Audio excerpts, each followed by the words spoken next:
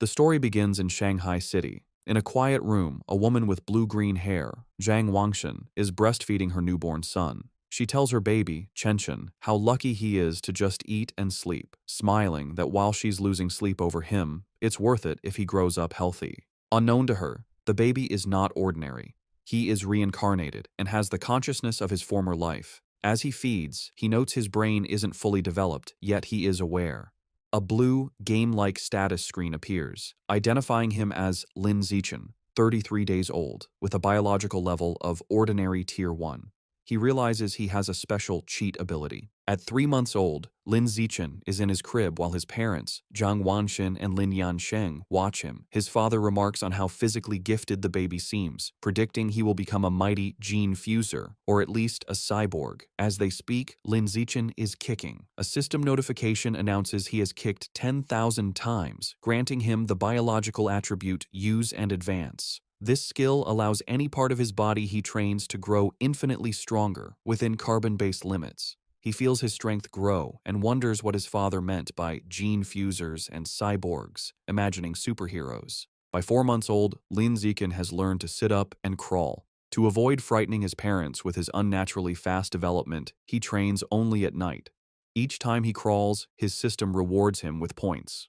A month later, at 5 months old, he has mastered walking. At 6 months, he can finally sit up and crawl in front of his parents without it seeming too strange. While watching television, a news report on aberrant beasts shows gene fusers and cyborgs joining forces to fight them. For the first time, Lin Zichen understands this world is vastly different from his old one. He learns this Earth has mutated, giving rise to terrifying creatures called aberrant beasts. To fight them, humanity developed 2 paths. The first is mechanical ascension, where humans modify their bodies with technology to become powerful cyborgs. The second is gene modification, where humans fuse their genes with aberrant beasts, becoming gene fusers to fight monsters with their own power. Realizing the dangers, the reincarnated Lin Zichen resolves to use his system to grow up safely, evolve his abilities while laying low, and survive in this perilous world. One day, the doorbell rings. Zhang Wangshin opens it to a woman in a blue dress, Xu Ming, their new next-door neighbor. Xu Meng introduces her family, her husband, Shen Jianye, and their young daughter, Shen Qinghan, who clutches a doll. Lin Zichen looks at the little girl with purple hair. He acknowledges Shen Qinghan as his first friend in this new world, sensing their destinies will one day be tightly bound. Time passes, and Lin Zichen dedicates himself to training. At 7 months, thanks to his use and advanced skill, he has mastered running, jumping, and basic language by talking to himself, earning stat points for each activity. By 8 months, his training has progressed to doing sit-ups and push-ups in his crib. He is careful to practice only when his parents are not around. But one day, his mother, Zhang Wangshin, walks onto the balcony and is shocked to see her 8-month-old son doing sit-ups. She rubs her eyes in disbelief. However, being a web novel author, she dismisses it as a stress-induced hallucination. Lin Zichen immediately pretends to be asleep, breathing a sigh of relief and making a mental note to be more cautious. A few days later, while giving him a bath, Zhang Wangshin makes another shocking discovery. She screams for her husband, Lin Yansheng. When he rushes in, she points out that their 8-month-old son has defined abs. Lin Yansheng is stunned. He excitedly suggests their son might be a 1-in-a-million prodigy with a bright future as a powerful gene fuser or cyborg. Hearing this genius narrative, Lin Zichen is relieved his secret is safe, realizing how lucky he is to have 2 web novel authors for parents. Lin Zichen reflects that on this mutated Earth, he is not the only genius. He and his mother watch a news report about a 2-year-old from a martial arts family who can lift a 20 kilos dumbbell with one hand. Zhang Wangshin pulls her son close, proudly stating that her Chenchen is just as amazing. Lin Zichen is touched by his mother's confidence and wonders if he'll also be able to lift 20 kilos when he turns 2. By the time Lin Zichen turns 2, his training has paid off. He has kept a low profile while secretly developing his strength, easily lifting a 20 kilos weight with one hand in the storage room.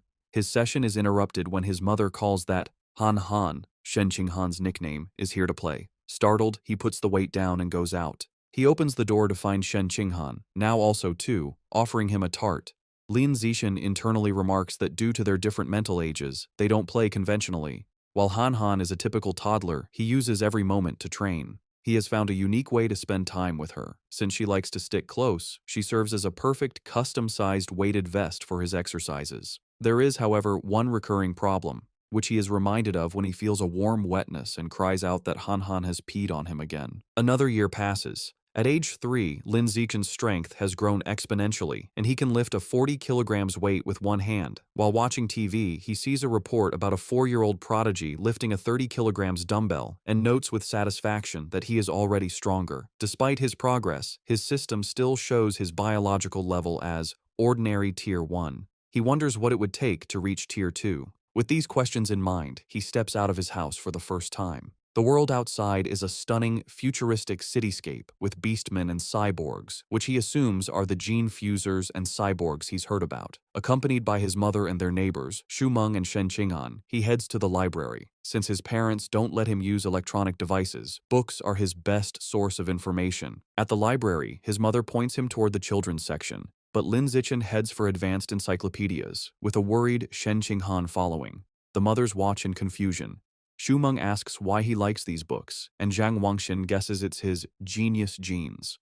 While Shen Qing'an offers him cookies, Lin Zichen is absorbed in his reading. Through the books, he learns that all life is categorized into 6 biological levels: ordinary, advanced, rare, epic, legendary, and mythical, each divided into 9 tiers. He realizes normal humans like his parents are at the bottom, ordinary Tier 1, as insignificant as ants compared to higher-level beings. This knowledge lights a fire under Lin Zichen. He must accelerate his training while maintaining his cover. His system alerts him to a new quest: read 100 million characters to be rewarded with the celestial root of wisdom. Excited to train both mind and body, he accepts. For the next year, Lin Zichen splits his time between physical training and voracious reading. At age 4, he and Shen Qing'an begin kindergarten, holding hands with the IR teacher, Ms. Zhang Mei. His hard work pays off.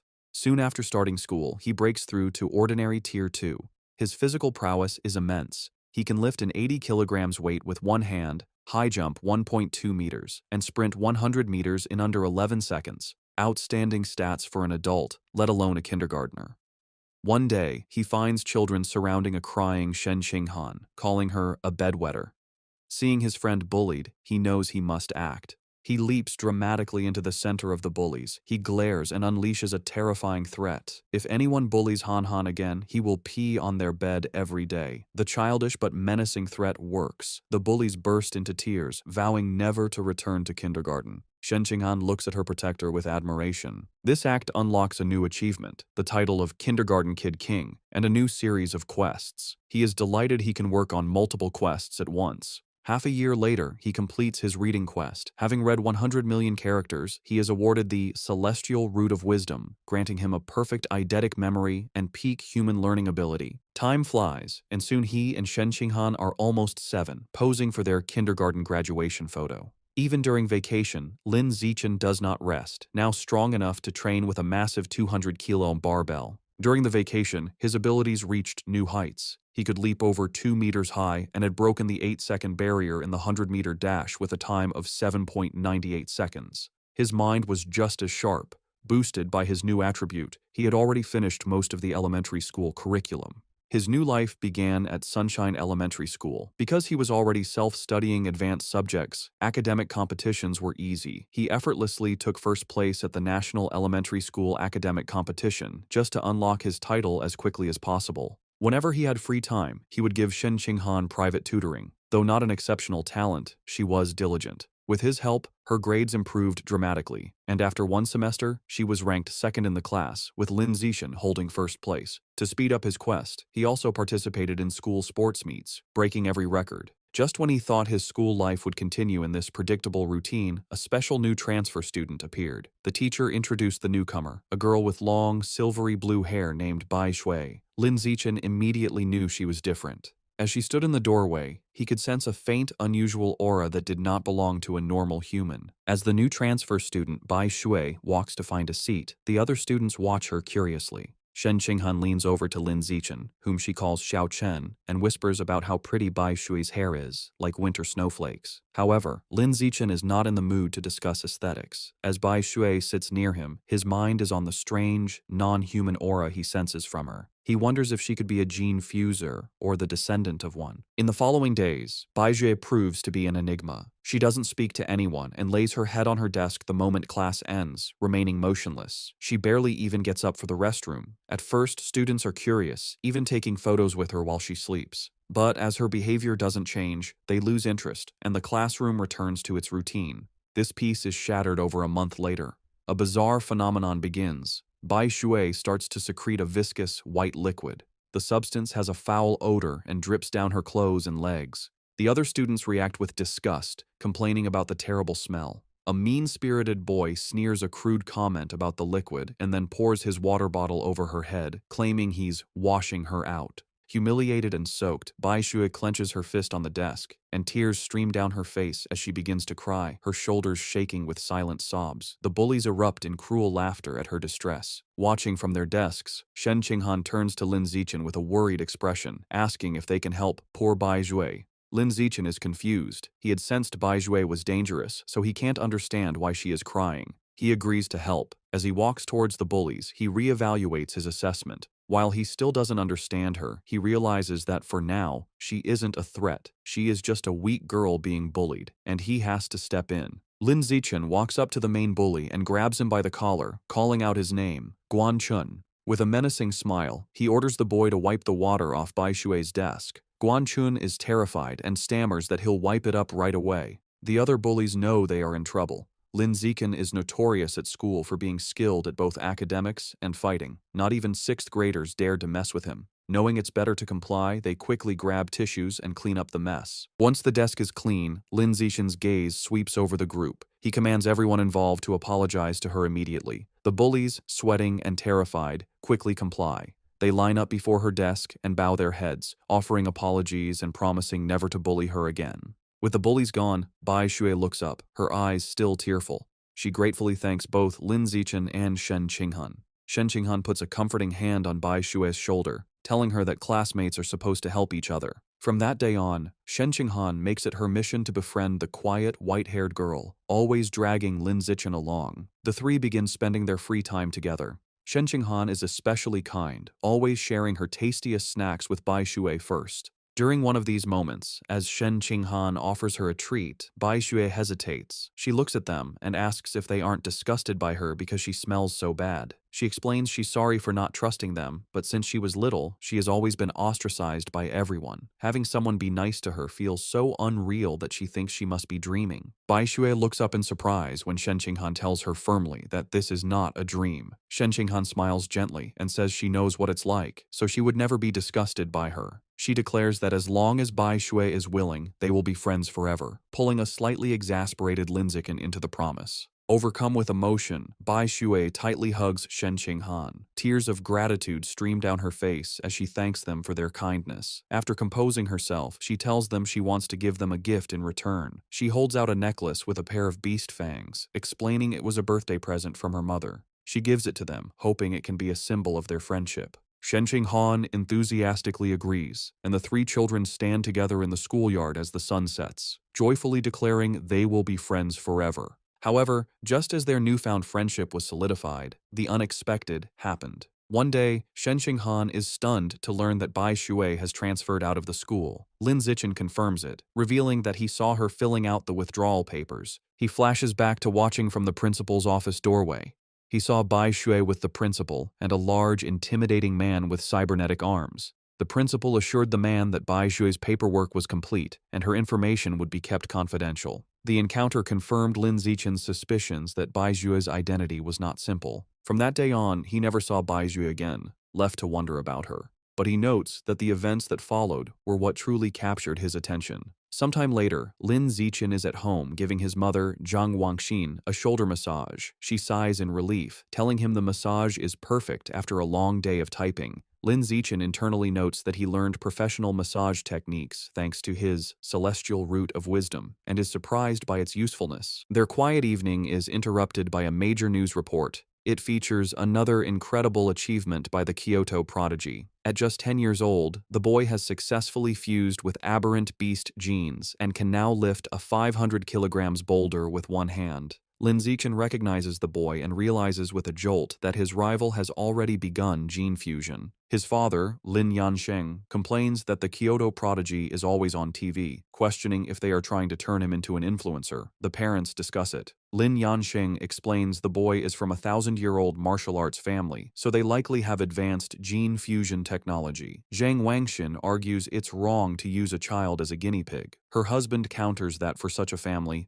interests come first, earning a sarcastic "you know everything" from his wife. While his parents bicker, Lin Zichen is deep in thought. He recalls that before the fusion, the prodigy could lift 100 kilograms. Now he can lift 500 kilograms, a five-fold increase. In comparison, Lin Zichen, at only 8, can already lift a 300 kilograms weight with one hand without any gene fusion. He concludes with a confident fist pump that his own potential is far greater. His confidence was soaring, but that feeling was short-lived. The next news report taught him the true meaning of fear. Breaking news shows a city in a neighboring country completely devastated by a massive explosion. The report states that based on footage, the attack was carried out by giant aberrant rats. The screen shows horrifying images of monstrous rats swarming the ruins, capturing a screaming woman in their massive jaws, and then brutally devouring her. The news report continues, confirming heretics were responsible for the aberrant rat attack, fanning the flames from the shadows. At a press conference, an official from the devastated Sakura country pleads for international aid, explaining the heretics are a shadowy cult manipulating the beasts. Watching the news, Lin Zichen learns the cult is an anti-human organization of traitors who serve the aberrant beasts for their own gain. He feels relieved to be born in a powerful, stable country, giving him a safe place to grow stronger while laying low.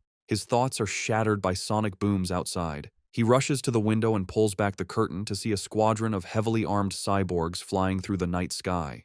He wonders why so many are being deployed, hoping nothing bad is happening. The next morning, everything seems normal. Lin Zichen waits for Shen Qinghan, who runs up, apologizing for being late. As she approaches, he notices something strange. The beast fang necklace Bai Shui gave them, now worn by Shen Qinghan, emits a bright blue glow. He realizes the fang is from an aberrant beast and the source of the faint, non-human aura he'd sensed from her. The glow fades as quickly as it appeared, and the two don't think much of it. However, between the cyborgs and the fang's reaction, Lin Zichen feels that something bad is about to happen. On their way to school, a striking woman with long red hair in a black dress leans against a lamppost, watching them. She comments on what adorable kids they are and steps in front of them, asking if they are brother and sister. Shen Qinghan proudly corrects her, explaining they are childhood best friends. The woman smiles wistfully, remarking how she wishes she had a childhood friend too. Then, her expression turns sinister. She leans in, eyes glinting, and asks why they're going to school alone and where their parents are. As Shen Qinghan begins to answer, Lin Zichen quickly grabs her hand, cutting her off. He pulls her along, stating they're going to be late, leaving the mysterious woman behind. Once a safe distance away, he gently scolds Shen Qinghan, reminding her not to talk to strangers. She nods. After school, Lin Zichen leads them through a deserted alleyway. Shen Qinghan nervously comments on how creepy it is. Lin Zichen explains the area is scheduled for demolition, and everyone has already moved out. Their walk is interrupted by a familiar voice. The red-haired woman from the morning appears, commenting on how they are finally out of school. She's not alone. A large, muscular man named Sheng is with her.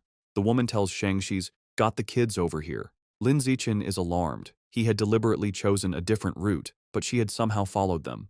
The woman tries to lure them closer with a sweet voice, offering them treats. Her accomplice, Sheng, grows impatient.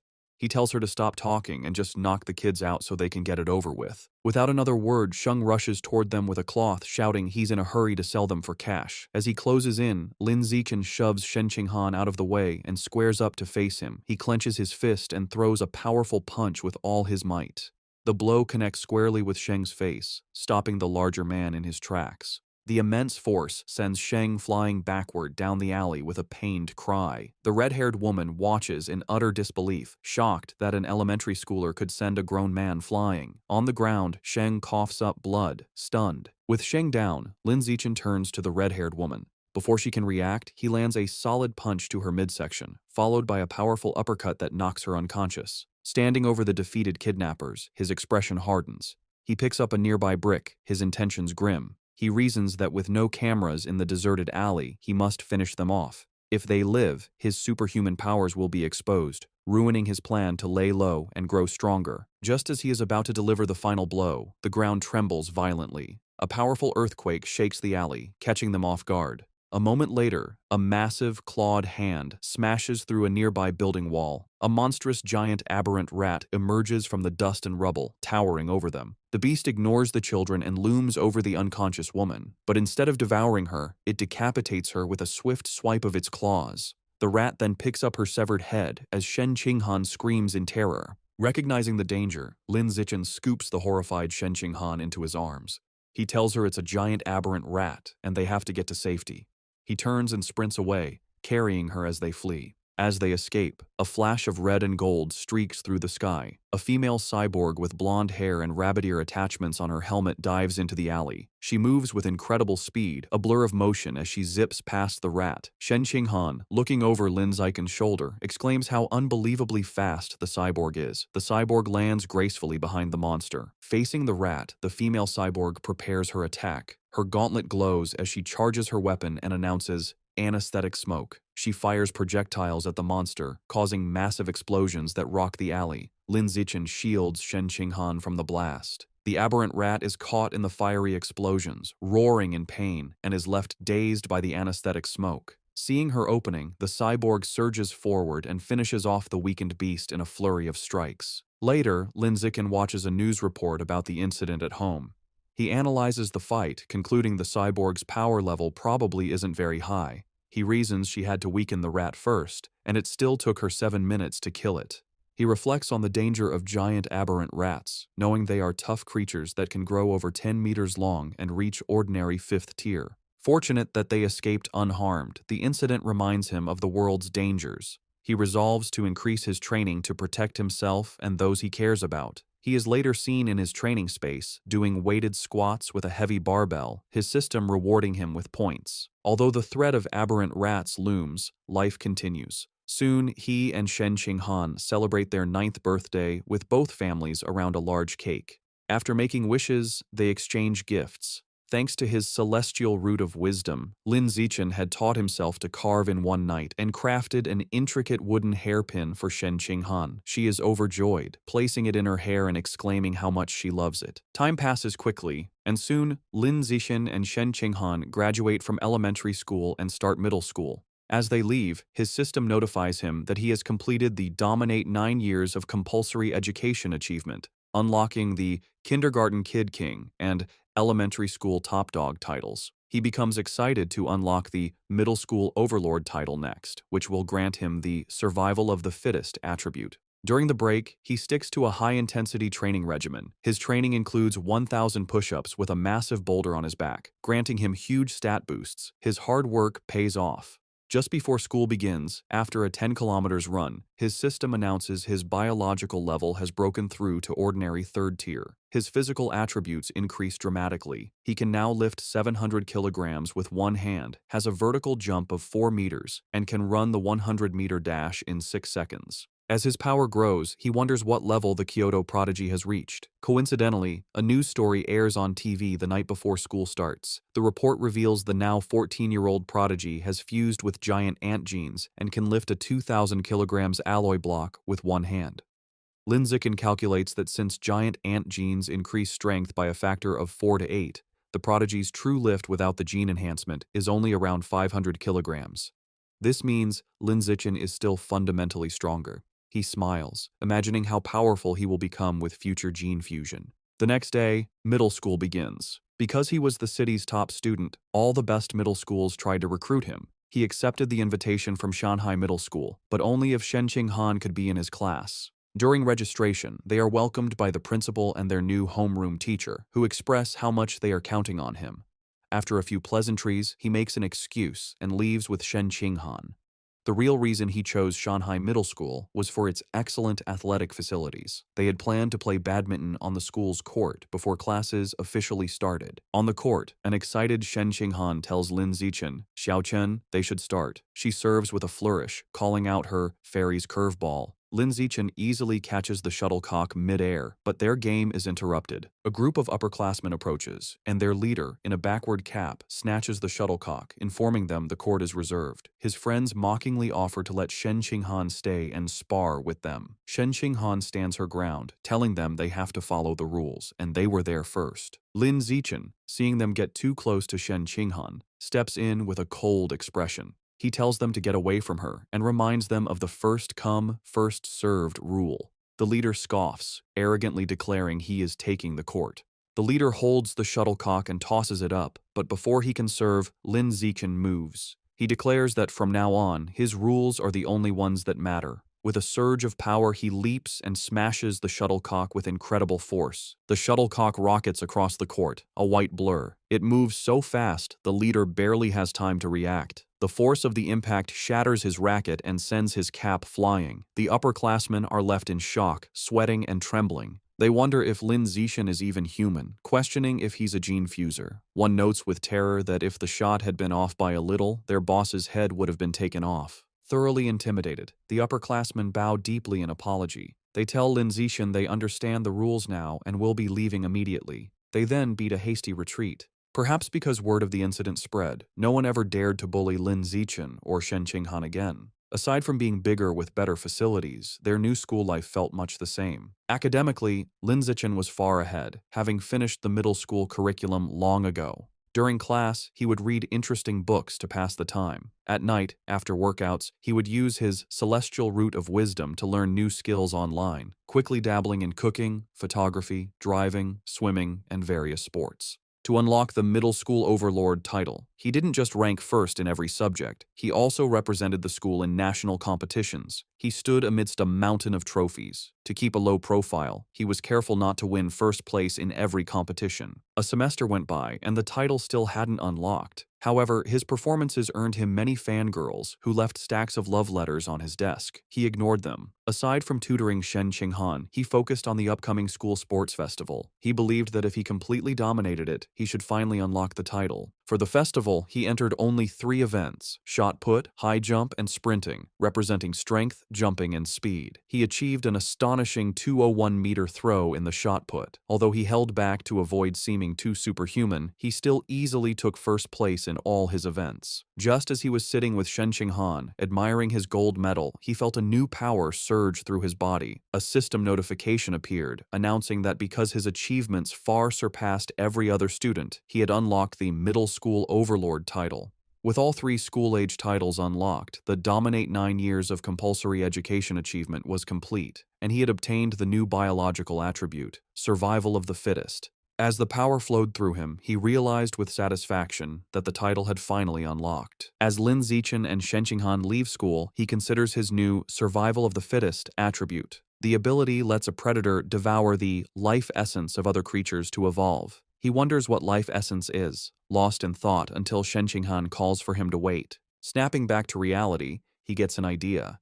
He asks Shen Qinghan if he can borrow her beast fang necklace. She agrees and hands it to him. The moment his fingers touch the fang, a system notification appears. It informs him he has devoured a trace of the abyssal giant butterfly's life essence, unlocking a new guidebook with 1% progress. A spectral image of a massive, dark butterfly with eyes on its wings appears around him. He is stunned to realize the fang is a butterfly's tooth. That night, hoping to learn more, he searches for abyssal giant butterfly online. To his surprise, the search returns no results. Realizing he'll have to study this exotic beast on his own, he remembers Bai Shui had given them a pair of fangs. He rummages through his bag and finds the second tooth. Holding the second fang, he once again absorbs its power. Another system notification confirms he has devoured a second trace of life essence, but the guidebook progress only increases to 2%. He looks at the fang with disappointment, realizing there isn't much life essence left in it. He concludes he must find another way to unlock the abyssal giant butterfly's full power. The next day after school, to boost his training and ensure a quick escape route from any aberrant beasts, Lin Zichen starts biking Shen Qinghan to and from school every day. As they leave the school grounds, a man calls out to him, "Zichen." The man, in a tracksuit, stops them and introduces himself as Coach Guo from the school's martial arts team. He praises Lin Zichen's performance at the sports meet as the best in school history. With great enthusiasm, Coach Guo formally invites him to join the team, insisting his athletic talent surpasses his academic abilities.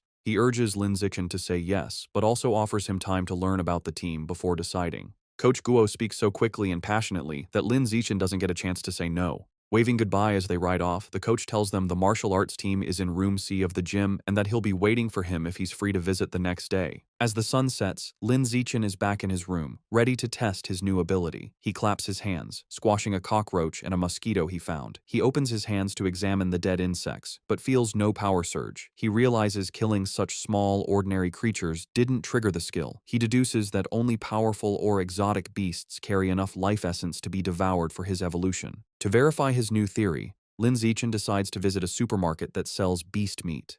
With Shen Qinghan on the back, he bikes them into the city. They soon arrive at a large, multi-story supermarket. Inside, they walk through the aisles, and Lin Zichen notes that while there is plenty of beast meat, it's all pre-packaged. He knows he can't test his theory without touching the meat. Just as he's feeling frustrated, he hears a butcher advertising fresh-cut beast meat. He spots a counter with a sign reading, "Fresh beast meat, not pre-packaged, safe to eat," where a butcher is cutting up large sides of meat. Telling a confused Shen Qinghan to wait, he says he's going to check out the meat. He doesn't explain further, eager to confirm his suspicions, and rushes to the counter. He reaches out and places his hand on a slice of freshly cut beast meat. The moment he makes contact, a powerful surge of purple energy flows into him. Just as he thought, the beast meat contains a strong surge of life essence. He clenches his fist in excitement, a wide grin on his face. Shen Qinghan watches, bewildered, wondering why he is so excited just from touching meat. She approaches him with a look of confused concern, asking how the meat feels. Trying to play it cool, Lin Zichen casually tells a bewildered Shen Qinghan that the meat just feels fresher than normal and asks if she wants to touch it too. She frantically waves her hands and refuses, saying he has touched it enough for both of them. Having confirmed his theory, Lin Zichen decides to buy some of the beast meat to try at home, surprising Shen Qinghan. He isn't surprised by her reaction, knowing beast meat is incredibly expensive. Even the cheapest option, the ghost shadow squid, costs nearly 1,000 yen per jin. Deciding to go with the squid, he picks up a package. Shen Qinghan panics at the price, telling him it's too expensive and that he should ask his mother first. Lin Zichen simply smiles and pats her head reassuringly. He tells her not to worry, making up a lie that his mom had already told him to buy plenty for both of their families. A flashback shows his mother, Zhang Wangshan, happily agreeing to cook a feast. Internally, Lin Zichen admits that while sharing is part of his plan, his other, more important reason is to test if he can absorb life essence through consumption, as he worries direct absorption might spoil the meat. At the checkout, he buys 3 packages of the ghost shadow squid for a hefty 29.94 yen. The female cashier thanks him. As they leave, Lin Zichen thinks about how expensive the meat was, wondering when they'll be able to afford it again. By the time they finish shopping, it is after 9 p.m. Knowing the city has been chaotic lately, they decide to head straight home for safety. On the ride home, Lin Zichen can't stop thinking about his experiment. Unable to wait, he discreetly places his hand on the package of meat in the basket. He immediately feels a familiar surge of purple energy. His system confirms he has devoured a trace of the ghost shadow squid's life essence. A new guidebook for the creature is unlocked, but his progress is only 0.1%. A spectral image of the menacing, multi-eyed squid appears in his mind. As they bike through the quiet streets, he does some mental math. He realizes devouring a small amount of meat only unlocked a fraction of its power. He estimates he'd need to devour 100 jins to reach 100% on the guidebook, costing a staggering 100,000 yen. He considers the squid's special ability, to dissolve into water and vanish, and decides the powerful skill is worth the price.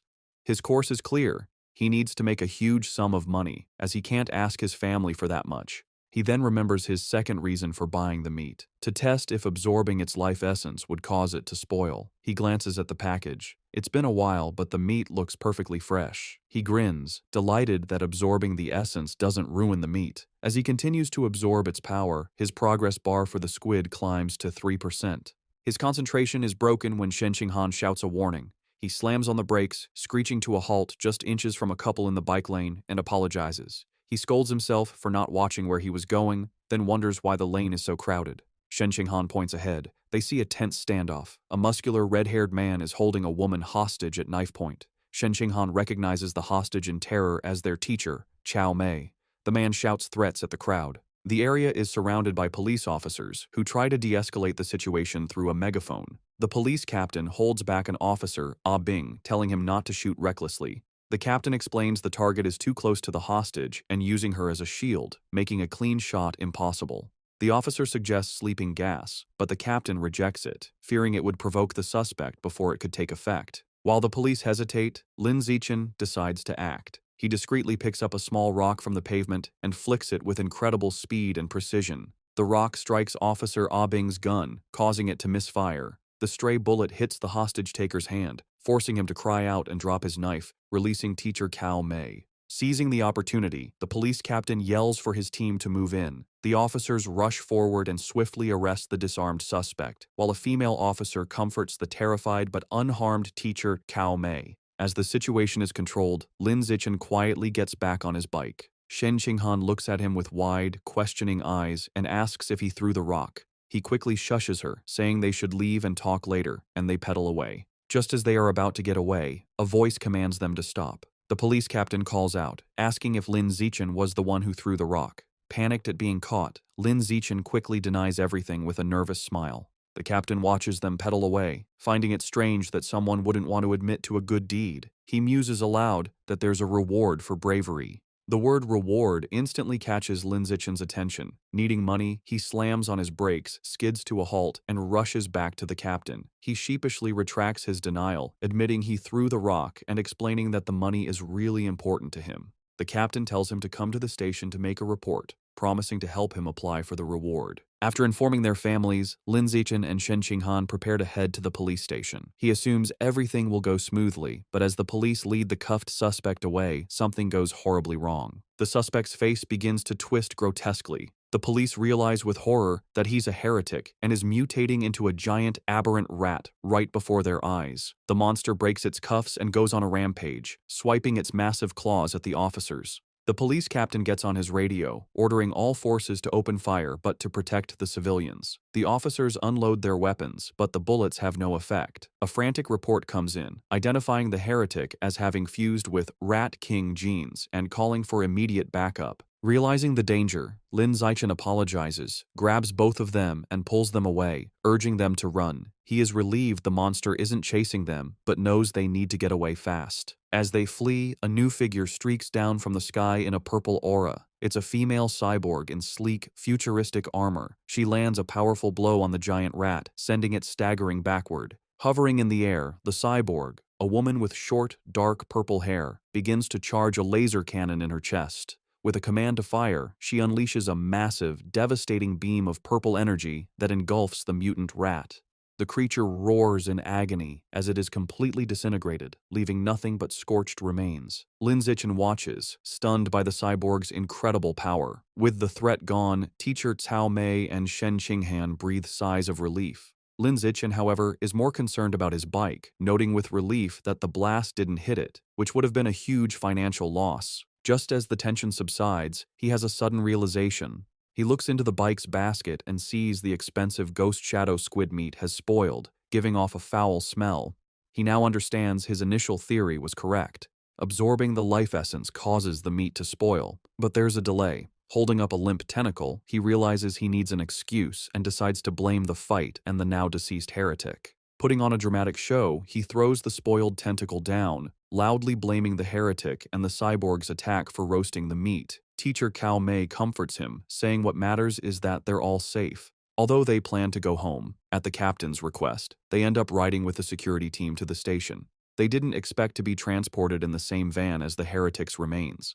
After the laser blast, all that was left was a pile of scorched flesh on a gurney, and the smell was intense. As he sits in the foul-smelling van, another thought strikes Lin Zichen. He remembers that the beast fangs from Bai Shui still contained life essence long after the creature was dead. A new possibility dawns on him. Could there be life essence left in this corpse as well? And if so, could he devour the corpse's Rat King gene for himself? Sitting in the police van, Lin Zichen wonders how much of the Rat King gene he can devour from the heretic's scorched corpse.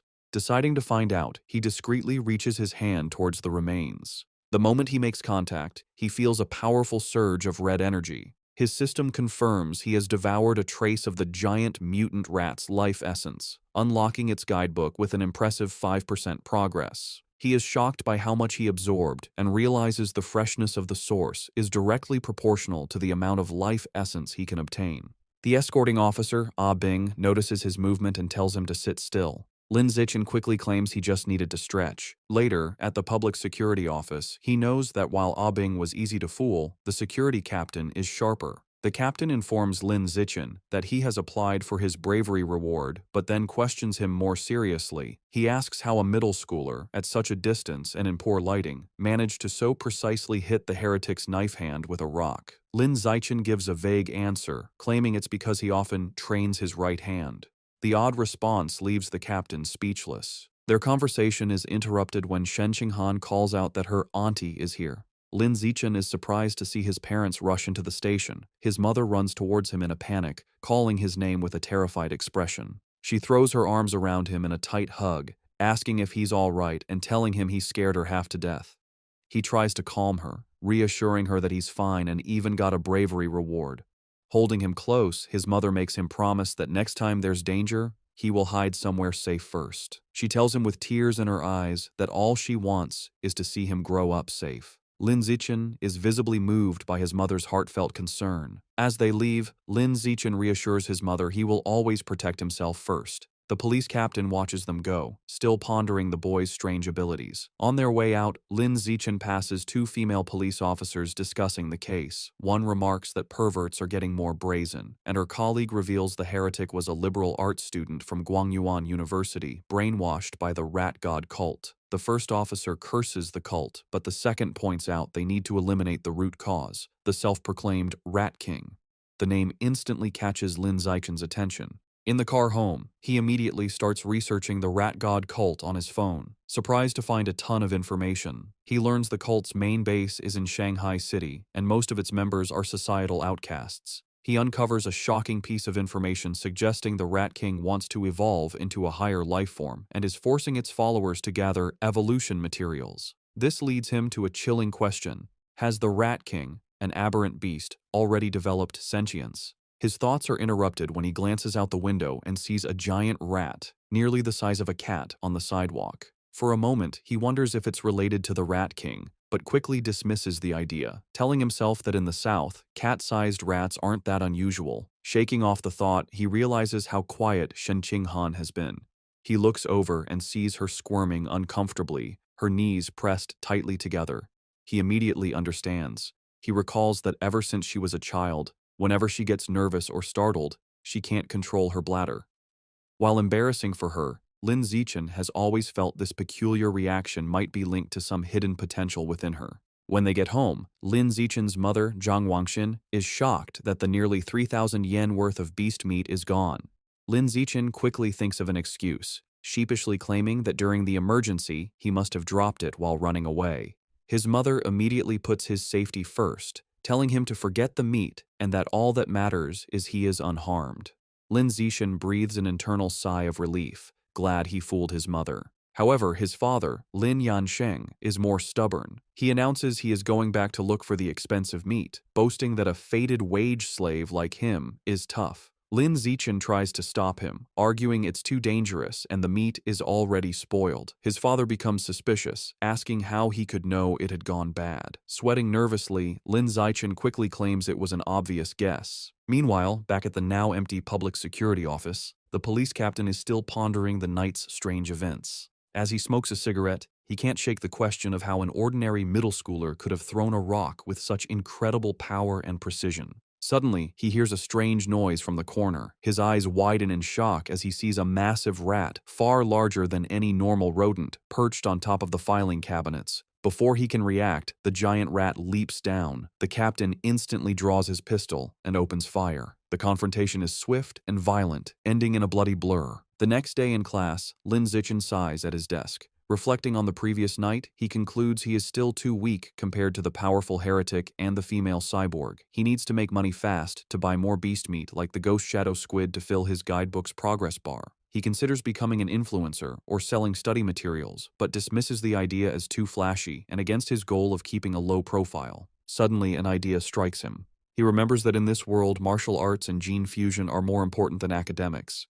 He decides it's time to act. Later, he heads to the gym where the martial arts team practices in Building C. He finds Coach Guo drinking from a thermos and greets him. A surprised Coach Guo asks if he is there to join or just to learn more about the team. Instead of answering, Lin Zichen leans in and discreetly asks if joining the team offers a chance to compete in city tournaments, and if the prize money is high. The coach smiles, confirming he would have a chance, and that prizes are worth tens of thousands. With his main concern addressed, Lin Zichen shakes the coach's hand and announces he is joining the martial arts team today. Coach Guo happily welcomes him. The coach gathers the team to announce their new member. He introduces Lin Zichen, reminding them of his performance as the sports meet champion. The other team members, Zhang Kai, Huang Tianxing, or Xing, Li Shutong, and Han Yiguo, introduce themselves. Finally, Lin Zichen introduces himself. Since Lin Zichen has no formal martial arts training, Coach Guo demonstrates basic fist and leg techniques. The coach explains the moves look simple but are difficult to master, noting that the team's fastest learner, Li Shutong, took a week to perfect them. He then encourages Lin Zichen to try. Lin Zichen assumes a ready stance.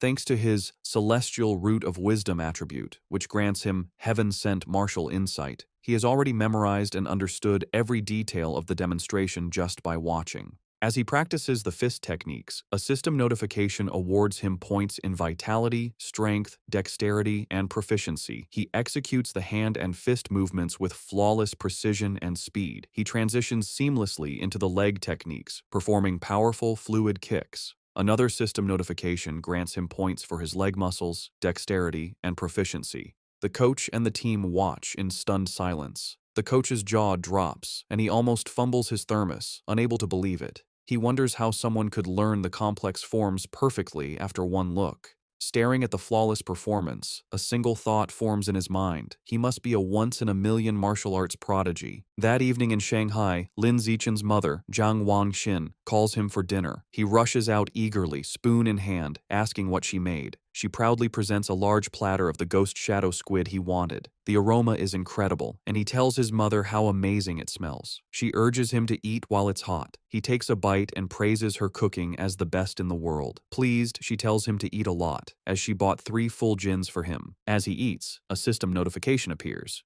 He has devoured a trace of the ghost shadow squid's life essence by consuming it, bringing his guidebook progress to 3.01%.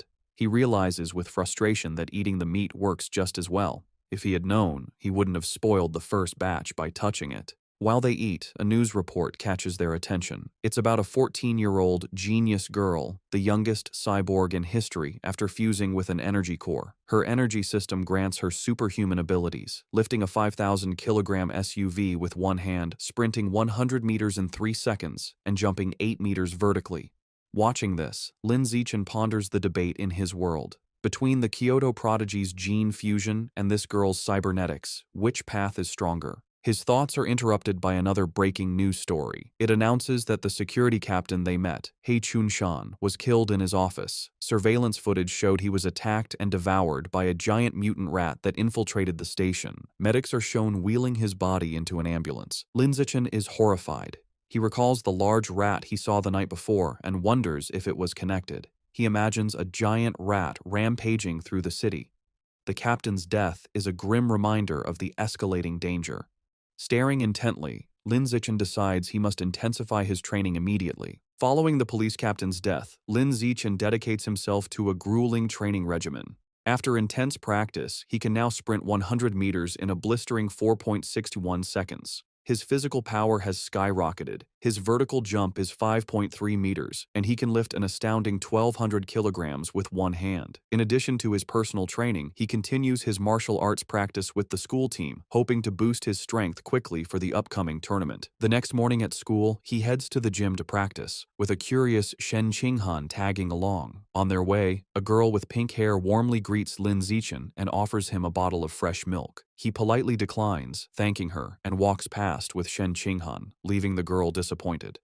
Watching from a distance is his teammate, Zhang Kai. He clenches his fist in anger, resentful that the person who beat him at the sports meet is rejecting a gift from the girl he admires. Unable to contain his frustration, Zhang Kai rushes forward and blocks their path. He confronts Lin Zichen, scolding him for his poor manners and for hurting the girl's feelings. When Lin Zichen calmly explains he is allergic to milk, Zhang Kai refuses to believe him and calls him a liar. Enraged, Zhang Kai points at Lin Zichen and challenges him to a spar. He sets the terms. If he loses, he will never bother Lin Zichen again, but if Lin Zichen loses, he must drink the whole bottle of milk. Just as the challenge is issued, a new system notification appears.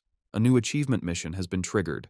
Defeat 1,000 different opponents in formal competition for the survival of the fittest biological trait. A sly grin spreads across Lin Zichen's face. This is the opportunity he has been waiting for. Surrounded by a menacing purple aura, he accepts the challenge, his eyes glinting with anticipation as he agrees to the spar. Word of the duel spreads quickly through the school. Two students excitedly decide to go watch the fight between the popular junior, Lin Zichen, and a senior. By the time they are ready, the gym is packed with onlookers in a large circle around the sparring area.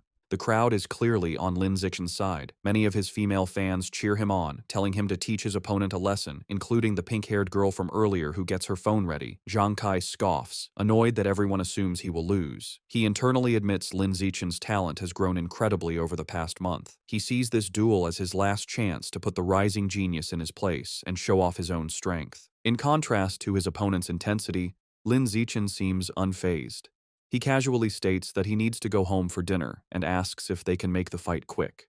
Taking this as an insult, Zhang Kai smirks and agrees to grant his wish. Coach Guo steps between them to officiate. He raises his hand to start, reminding them of the rules. However, before the fight begins, Zhang Kai shouts for them to wait. With a condescending grin, he offers Lin Zichen a handicap. He points out that he has trained for nearly 2 years, while Lin Zichen is a novice of only a month. To be fair, he declares he will let Lin Zichen have the first 3 moves. Lin Zichen simply agrees. The moment he agrees, Lin Zichen explodes into motion. He closes the distance in a blur, catching Zhang Kai by surprise. Before his opponent can raise his guard, Lin Zichen unleashes a single devastating punch. The blow connects with brutal force, sending blood flying from Zhang Kai's nose. He is knocked out instantly, collapsing unconscious on the gym floor. The entire gym is stunned into silence. Coach Guo's jaw drops as he stares in disbelief, shouting that the fight was over in one punch. The rest of the martial arts team and the crowd are equally shocked, calling the outcome ridiculous, unable to process that the duel was over in a single second. The silence is broken by a roar of celebration. Shen Qinghan throws her fist in the air, ecstatically cheering for Lin Zichen's victory. The other girls, including the one with pink hair, join in, shouting about how amazing he was. Standing over his defeated opponent, Lin Zichen receives a system notification. It informs him that by defeating a rival and winning the affection of the opposite sex, he has obtained priority mating rights. More importantly, his new mission progress is now 1,000. He reflects that he has a long way to go to unlock the natural selection attribute. To speed up his progress, he turns to the remaining, terrified members of the martial arts team. With a friendly but unsettling smile, he suggests they should all spar as well. The team members stare back, their faces pale with horror. Immediately, they all start making pathetic excuses. One has cram school, another's mother is waiting for dinner, while others pretend to feel sick. Before they can flee, Zhang Kai struggles to his knees. He refuses to accept his loss, furiously accusing Lin Zichen of a sneak attack and vowing to crush him in a rematch. Coach Guo steps in, telling Zhang Kai to accept his loss like a man. The coach then wonders aloud if the punch was just a lucky shot, deciding to test the theory on another team member named Xiao Lizi. Hearing his name, a spiky-haired boy freezes in terror. Though he assumes a fighting stance, he is clearly terrified, begging Lin Zichen for mercy and not to hit his face. 10 minutes later, the results are clear. Several martial arts team members are lying unconscious on the gym floor. Lin Zichen stands over them, noting he made sure not to go too hard on them and just exchanged a few blows. However, when he checks his system again, he is disappointed. Aside from the initial victory, none of the other spars counted toward his achievement. The rival count remains at 1,000. He realizes friendly sparring isn't enough. He has to defeat rivals in an official competition. As he thinks about this, a hand claps his shoulder. Coach Guo grins manically, declaring that Lin Zichen is a true genius. He exclaims that in just over a month, the newcomer has become the team's ace. Filled with new confidence, the coach proclaims that with Lin Zichen leading, their school will crush all others and take first place at this year's regional martial arts tournament. As Coach Guo celebrates, Lin Zichen has a moment of clarity. He realizes the coach is right. The upcoming tournament is the perfect opportunity to face many official opponents at once. He becomes determined, understanding that as long as he defeats them in an official competition, each victory should count toward his progress. His thoughts are interrupted when a defeated Zhang Kai calls his name. Having regained consciousness, Zhang Kai stands, points at Lin Zichen, and formally accepts his loss with a bizarre and overly graphic declaration of submission. His strange words leave everyone, including Shen Qinghan, Coach Guo, and Lin Zichen, completely shocked and disturbed. With the duel over, the spectators and coach quickly flee, leaving a bewildered Zhang Kai alone, complaining he hadn't finished his speech. In this world, high schoolers must choose between martial arts or academics. Given the world's dangers, the martial arts class is considered the superior choice. Determined not to be left behind, Shen Qinghan decides to join the martial arts class and begins training rigorously with Lin Zichen. Their daily routine is intense. They start with a 3,000-meter run, followed by an hour of hand-to-hand combat practice. After that, they do sit-ups and push-ups to build strength. To conclude each session, Lin Zichen gives Shen Qinghan a massage to relieve her muscle tension. Of course, Lin Zichen doesn't slack on his own training. He pushes himself to the limit daily, driven by the goal of winning the tournament and unlocking the natural selection attribute as quickly as possible. 1 month later, all their hard work is about to be tested. The day of the regional martial arts tournament has arrived, and a determined Lin Zichen is ready to compete. The tournament is at the massive city gymnasium, with a huge crowd around a central fighting ring. In the waiting area, the mood is tense. Coach Guo nervously reviews the roster, complaining that their school, Shanghai High, drew a match against the strongest team, Shanghai No. 1 High. Another team member adds to the anxiety, mentioning their opponents have a fighter who can run the 100-meter dash in under 9 seconds, leaving them feeling outmatched. Sensing the team's low morale, Lin Zichen calmly raises his hand and volunteers to fight first. Though still worried, Coach Guo agrees to let his ace take the stage. As Lin Zichen walks into the arena, Shen Qinghan cheers him on from the sidelines, while Coach Guo shouts encouragement through a megaphone. Lin Zichen readies himself for the fight. His opponent, a much larger and more muscular student from Shanghai No. 1 High, steps forward. He acknowledges Lin Zichen's talent for making it to the tournament as a first year. However, his tone quickly turns mocking. He sneers that the stage isn't meant for a shorty who hasn't even hit 1.7 meters. Flexing his bicep, he promises to show Lin Zichen what a true gap in size and power feels like. The referee signals for the duel to begin. The large opponent rushes forward, unleashing a powerful punch. To his shock, Lin Zichen doesn't retreat. He effortlessly sidesteps the blow and counters with a swift punch to his opponent's chest.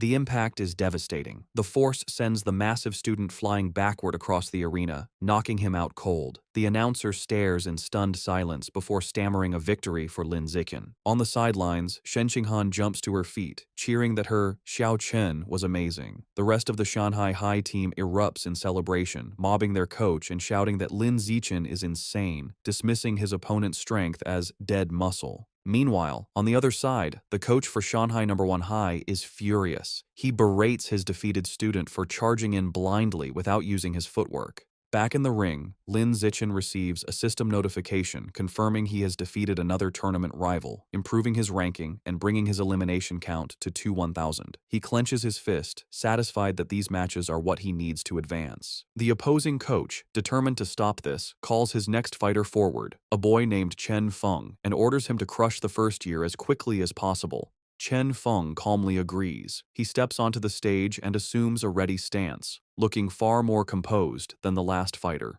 The announcer signals for the second duel to begin. Chen Feng immediately showcases his superior technique, moving with incredible speed and launching a flurry of attacks. Lin Zichen calmly meets the assault, blocking a powerful kick with one hand. However, the force of his block sends Chen Feng spinning wildly through the air before he crashes hard onto the arena floor, unconscious. Medics rush in with a stretcher and carry Chen Feng away, stating he needs a head scan. The crowd is left bewildered. They murmur among themselves, questioning what just happened and speculating that the student from Shanghai High must be insanely lucky. Some angry spectators shout that the tournament must be rigged, demanding a refund. However, the coach of Shanghai No. 1 High knows better. Clutching his head in despair, he realizes with dawning horror that this isn't luck. The first year from Shanghai High is the real deal. Back in the waiting area, the coach has a new strategy. He calls his next fighter, a spiky-haired boy named Gao Fei, and gives him strict orders to focus entirely on defense, warning him that he cannot afford to lose. Gao Fei, however, is brimming with confidence.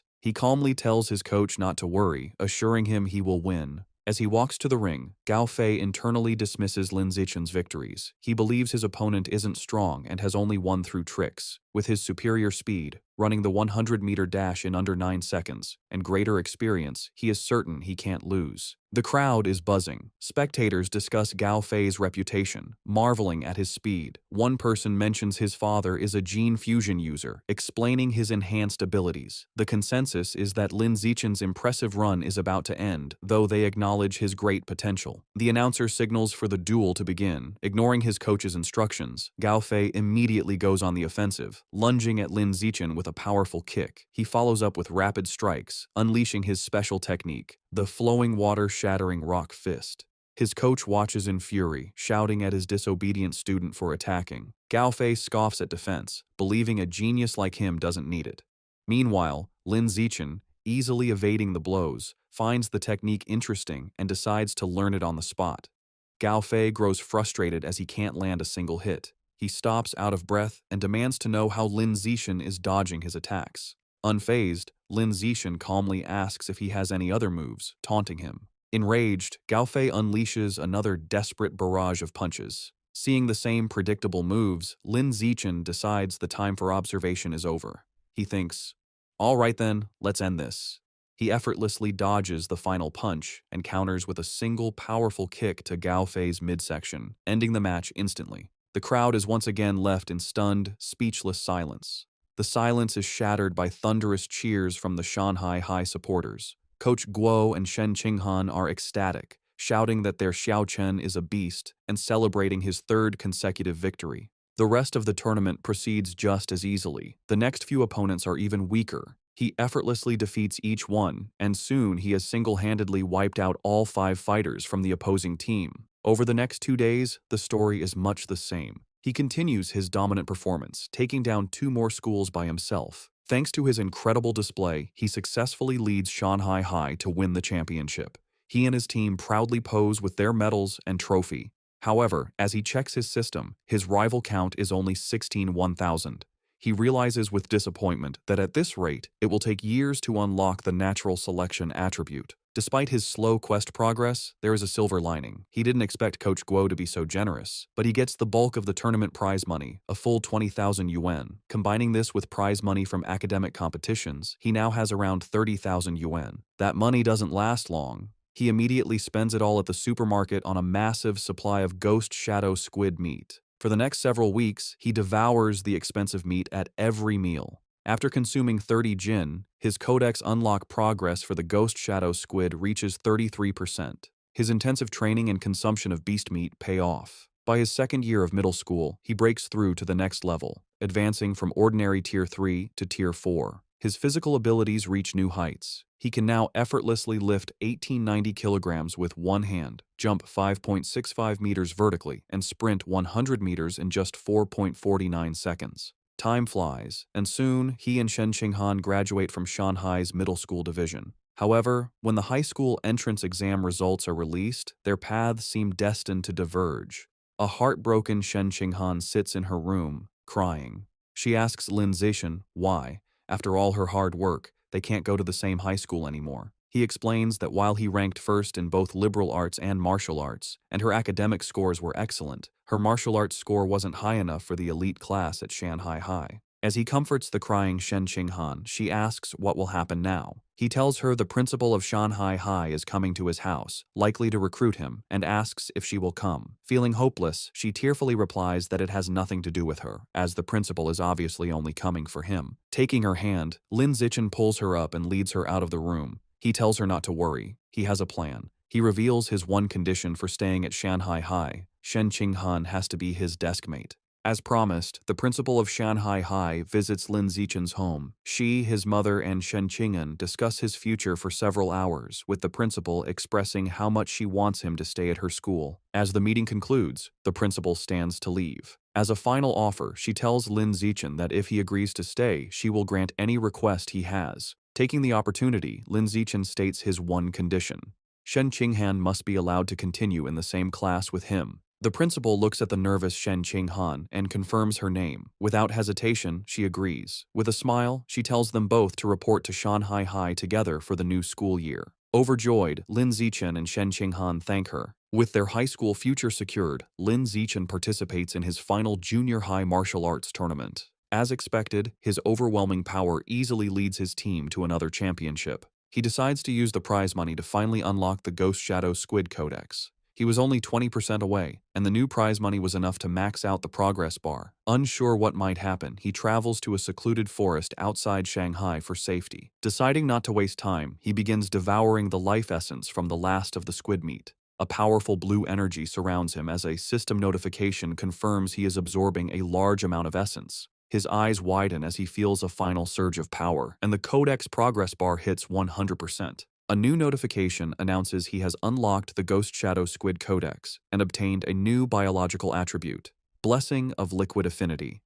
The ability enhances his affinity with water, allowing him to move freely and even vanish in aquatic environments. However, as the power settles, he stands in the quiet forest holding the limp squid tentacles and feels his new ability is kinda underwhelming. Still feeling underwhelmed, Lin Zichen tests his new ability in a nearby pond. He finds his Blessing of Liquid Affinity has some benefits. He can soak for long periods without his skin wrinkling, and swimming is much easier with reduced water resistance. However, there are no other noticeable effects. He sits in the water and rationalizes that since the Ghost Shadow Squid is a low-tier beast, it's fair the ability isn't very powerful. He resolves that to get better attributes, he will either have to save up for higher-grade beast meat or become strong enough to hunt powerful wild mutant beasts himself. The memory of the terrifying giant mutant rats strengthens his resolve, and he clenches his fist, determined to grow stronger. With less than a week before school begins, Lin Zichen's mother and Shen Qinghan's family decide to go on a trip. To better study his new liquid affinity, Lin Zichen suggests they go to the beach. As they stand in the ocean, Shen Qinghan shivers and complains the seawater is cold. Lin Zichen, however, feels perfectly at home. He tells her to ease into it, and then dives into the water, swimming with incredible speed. As he moves, his system rewards him with stat points for swimming and diving. From the shore, a nervous Shen Qinghan calls out, asking him to teach her how to swim. Lin Zichen pops his head out of the water, suddenly remembering his childhood friend doesn't know how yet. He begins patiently teaching her the basics. Given her average athletic talent, he assumes she will struggle. However, Shen Qinghan proves him wrong. She excitedly exclaims that swimming is surprisingly easy and that she learned it right away, diving effortlessly. She swims gracefully and surfaces with a look of shock, surprised she can dive without any instruction. Lin Zichen watches in shock as a strange blue aura of water seems to emanate from her. After she surfaces, she excitedly tells him how amazing it feels. She notes that while opening one's eyes underwater usually stings, she feels no discomfort. In fact, she finds it cool and pleasant. Her words leave Lin Zichen deep in thought. He watches her swim away, finding the situation unusual. He reasons that even with a natural talent for water, there's no way she could have mastered all the skills so instantly. Her rapid learning is simply not normal. Suddenly, a realization dawns on him. He recalls her lifelong problem with bedwetting when nervous. He wonders if this weakness is actually a sign of a powerful, innate water affinity she was born with. The idea excites him. He becomes convinced she might possess some kind of special cultivation body, like a character from his parents' Xianxia novels. To test his theory, they continue diving. Her performance shocks him even more as they explore the underwater world. He notes they have been holding their breath for over 10 minutes, an incredible feat for a beginner like Shen Qinghan. As they swim, Shen Qinghan's expression suddenly changes. A strange, swirling sound begins to vibrate through the water around her. Both look up, trying to find the source. They surface abruptly, and Shen Qinghan cries out as the glowing blue water swirls around her. Later that night, as they walk along the beach, Lin Zichen asks what happened. Shivering, she explains that underwater, she kept hearing strange and creepy sounds right by her ear. He comforts her and asks what kind of sounds. She tells him she couldn't understand the language, but it was a female voice that echoed non-stop until she surfaced. To help a frightened Shen Qinghan calm down, Lin Zichen brings her back to their hotel room. Later, he searches online for information about the strange female voice, but finds no results. Unsettled and unable to sleep, he uses his restless energy to train. As he performs 1,000 weighted sit-ups, he feels a sudden surge of power. A system notification announces his hard work has paid off. He has advanced to ordinary Tier 5. Surprised but pleased, he considers his new strength. He realizes that at Tier 5, he is powerful enough to rival a fully grown giant mutant rat. A determined glint appears in his eyes as he clenches his fist, confident that tearing the beasts apart with his bare hands is no longer impossible. Eager to test his new limits, he goes to the empty beach at night. The stat boost is immense. His 100-meter dash time has dropped to a mere 3.64 seconds, and his vertical jump has increased to an incredible 6.98 meters. To test his strength, he finds a nearby car and discovers he can now lift the 1,600-kilogram vehicle with one hand. With this new progress, his life moves forward. The vacation ends, and he and Shen Qinghan begin high school at Shanghai High. On their first day, they arrive early for class duty. Two new female classmates immediately recognize him, whispering excitedly about how handsome he is and how lucky they are to be on duty with him. While he is surprised his classmates know him, something even more unexpected happens. Simply performing class duty triggers a new system quest. The achievement requires completing 1,000 cooperative tasks for a new biological attribute, social animal. As he cleans the classroom with Shen Qinghan, he wonders what this new attribute will do. Since the school year has just begun, he takes the opportunity to visit the Mammoth supermarket after school. Now that he has unlocked the Ghost Shadow Squid Codex, he knows it's time to choose a new target for his ability. As he browses the expensive beast meat section, his eyes lock onto a new item. In one of the refrigerated cases is the packaged head of a savage giant eagle, priced at 1998 yuan per jin. An eager grin spreads across his face as he picks up the package, making his decision. This will be his next target. The savage giant eagle is a higher-tier aberrant beast than the ghost shadow squid. It has incredibly powerful vision, 30 times stronger than a normal human's, making it a formidable hunter that can precisely capture even the fastest prey. Back in his room, Lin Zichen examines the eagle meat. He concludes that unlocking its guidebook is a worthy goal, as its enhanced vision would provide a massive combat advantage. He also notes its price of 1,998 yuan per jin makes it one of the more affordable options. He places his hand on the meat, and a blue energy surrounds him as his system confirms he has devoured a trace of the savage giant eagle's life essence, unlocking 1% of its guidebook. After some calculations, he realizes that since 1 jin of meat provides only 1% progress, he will need to spend over 200,000 yuan to fully unlock the guidebook. He understands that high school tournament prize money is much higher than in middle school. With renewed determination, he decides he must work harder in competitions to earn the money to unlock the Savage Giant Eagle's codex before his second year.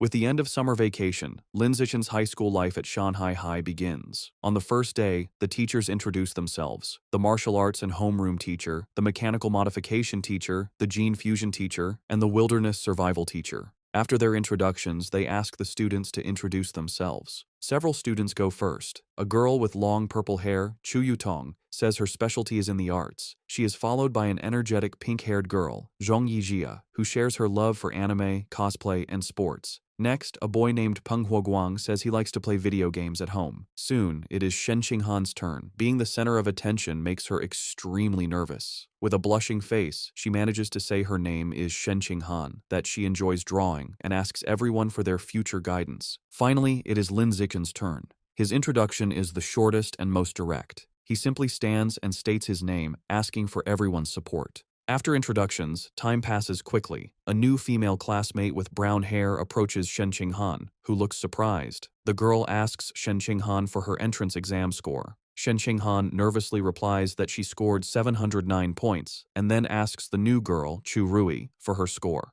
Chu Rui is impressed, exclaiming that Shen Qinghan's score is more than 10 points higher than her own 698. Chu Rui then asks about the physical fitness portion, admitting she only scored 95 out of 100. This question makes Shen Qinghan extremely uncomfortable. She stammers that her score wasn't as good, internally panicking because her score of 79 was so low she almost didn't make it into the elite class and feels too embarrassed to say it out loud. Not getting the hint, the persistent Chu Rui continues to guess if Shen Qinghan scored 94 or 93. Shen Qinghan, looking down in shame, quietly tells her it was even lower. Chu Rui continues guessing scores in the low 90s, making Shen Qinghan even more flustered. Suddenly, a hand slams down on the desk between them, startling Chu Rui. It's Lin Zichen. He smoothly leans in and asks the flustered girl if he can add her on WeChat. Surprised and thrilled that a handsome boy is giving her attention, she eagerly agrees. From her seat, Shen Qing'an breathes a sigh of relief, grateful that Lin Zichen saved her from the awkward conversation. Lin Zichen then turns to another male classmate,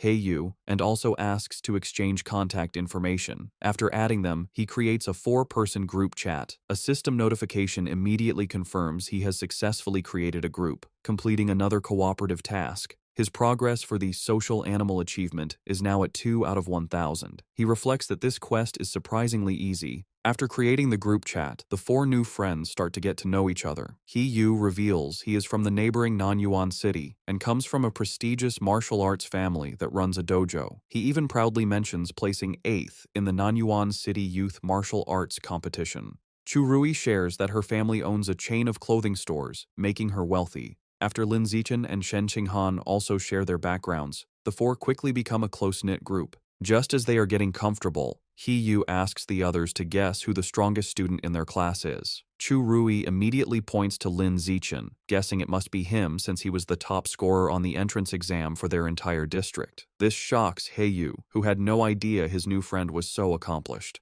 However, Lin Zichen humbly suggests that being the top scorer doesn't necessarily make someone the strongest. He reveals a surprising fact. The principal had spent a lot of money to recruit 2 exceptionally powerful students from Nanyuan City for their class. He Yu then points out the 2 students. The first is a boy with blonde hair, Wang Shuojie, the 3rd-ranked student in Nanyuan City, who can run the 100-meter dash in 7.98 seconds. The second is a large, muscular boy, Lu Gang, who has immense natural strength and can easily lift a 300-kilogram barbell with one hand. Shen Xinghan and Chu Rui are both visibly impressed and intimidated. Lin Zichen, on the other hand, remains completely calm. Internally, he scoffs at their achievements, knowing he had surpassed those numbers back in elementary school. Soon, the bell rings again, and the next class is for distributing textbooks. There are 4 main subjects for the semester: martial arts, gene fusion, mechanical modification, and wilderness survival. Since Lin Zichen had already self-studied all the material, he decides to use the free time to find a secluded spot to train. As he trains, his thoughts turn to the larger threats. He remembers the dangerous rat god cult is still active. The police have only captured some lower-level heretics, but the powerful Rat King, their leader, remains at large. This grim reality fuels his determination.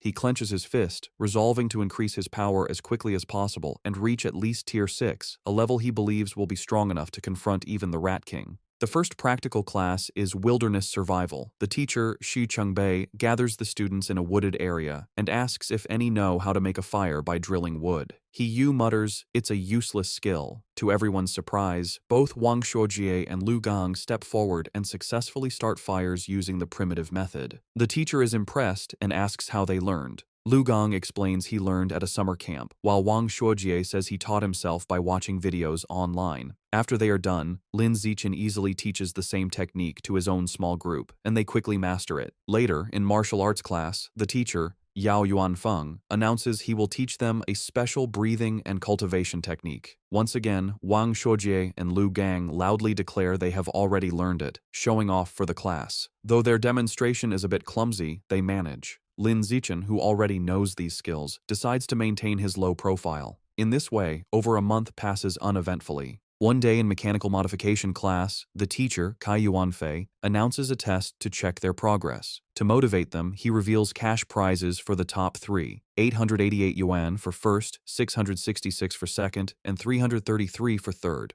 Lin Zichen's eyes light up when he hears about the prize money, realizing the first-place reward is almost enough to buy half a jin of the expensive savage giant eagle meat. With everyone motivated, the class begins the exam. Coincidentally, the gene fusion teacher, Liu Duren, has the same idea and also springs a surprise exam with the same prize structure.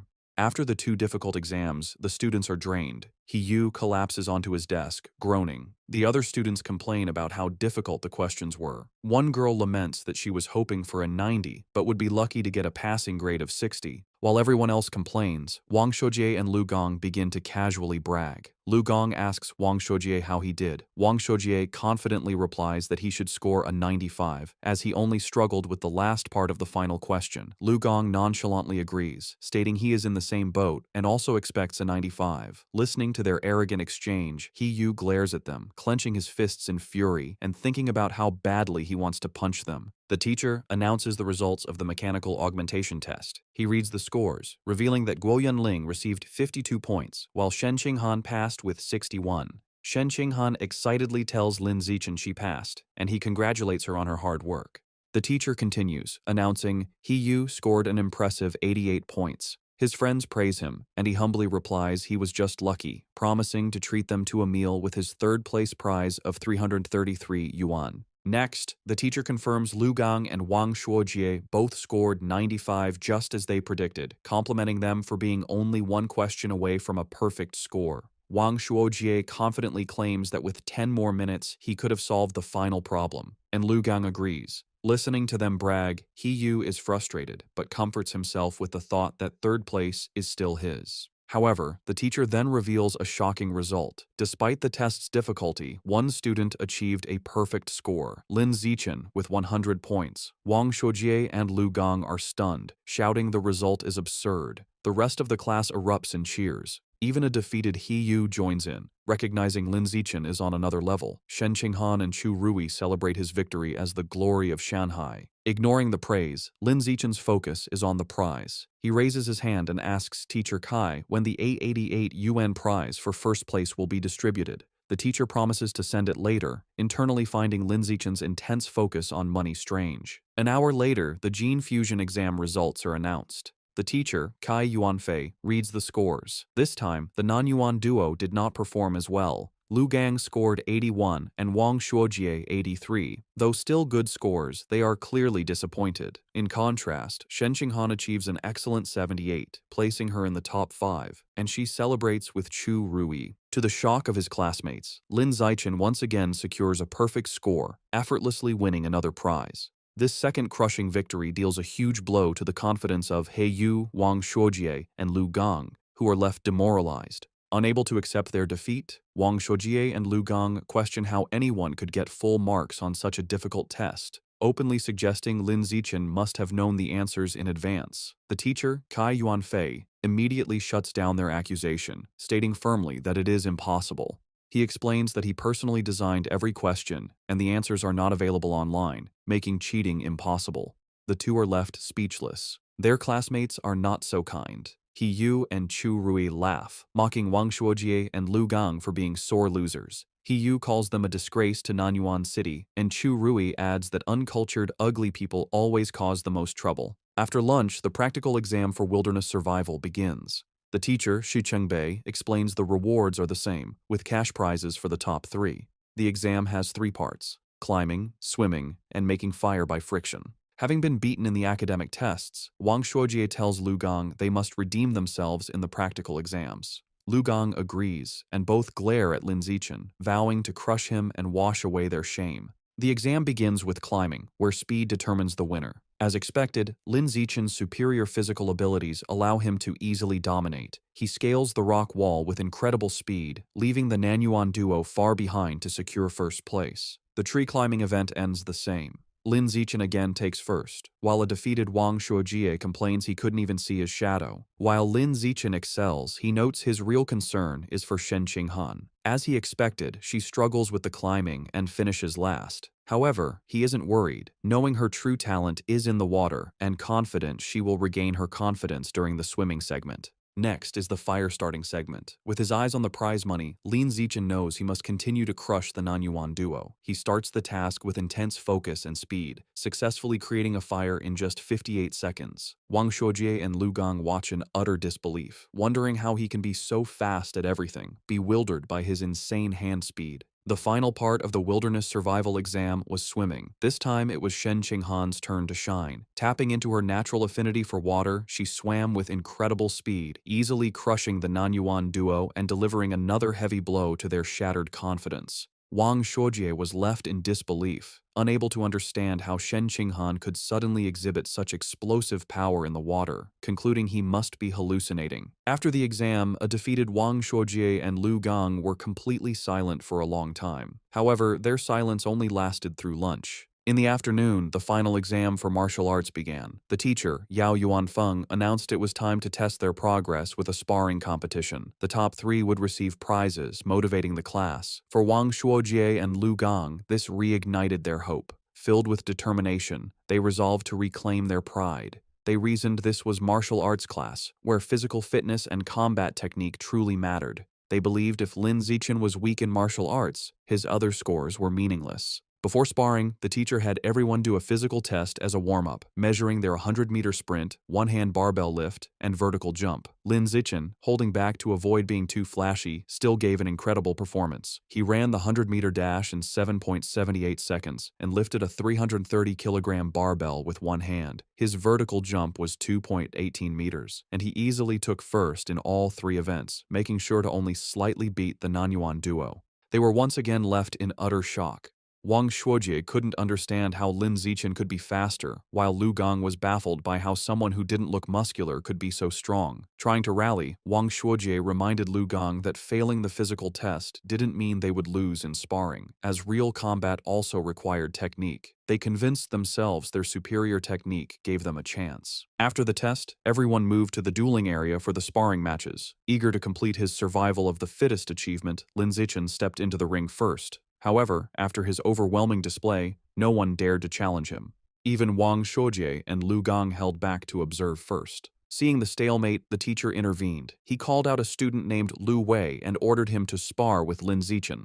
The two faced off, but the match was over before it began. To save time, Lin Zichen ended it instantly with a single devastating punch that sent Lu Wei flying. He then speed ran through the rest of his opponents, taking down every student in the class with the same brutal efficiency. Watching this, Wang Shuojie and Lu Gang are left in utter despair. Wang Shuojie realizes with horror that Lin Zichen is far stronger than they imagined, and probably wasn't going all out during the physical test. He wonders how anyone could compete with such a monster. Just as their spirits are crushed, He suddenly leaps into the ring, shouting Lu Gang's name. He points at Lu Gang, declaring he's warmed up and at his peak, and challenges him to a fight. Eager to vent his frustration, Lu Gang readily accepts. He reasons that while he may not be confident against Lin Zichen, he can certainly defeat He and vows to flatten him in 30 seconds. With a battle cry, He rushes forward, and the two clash in a fast exchange of blows. However, the fight is decided by the clear gap in their power. Lu Gang easily catches Heiyu's kick, uses his superior strength to swing him around, and then hurls him out of the ring. Heiyu crashes hard, defeated and vomiting. Standing victoriously, Lu Gang looks down at his defeated classmate. He offers a backhanded compliment, acknowledging Heiyu's physical technique is the best in their class, but smugly concluding that he is still better. After his victory, Lu Gang turns to see Lin Zichen approaching. Lin Zichen calmly issues a challenge for them to spar. Internally, he sees this as a perfect chance to make progress on his achievement quest. Fresh off his win and brimming with confidence, Lu Gang smirks and accepts, declaring he is not afraid.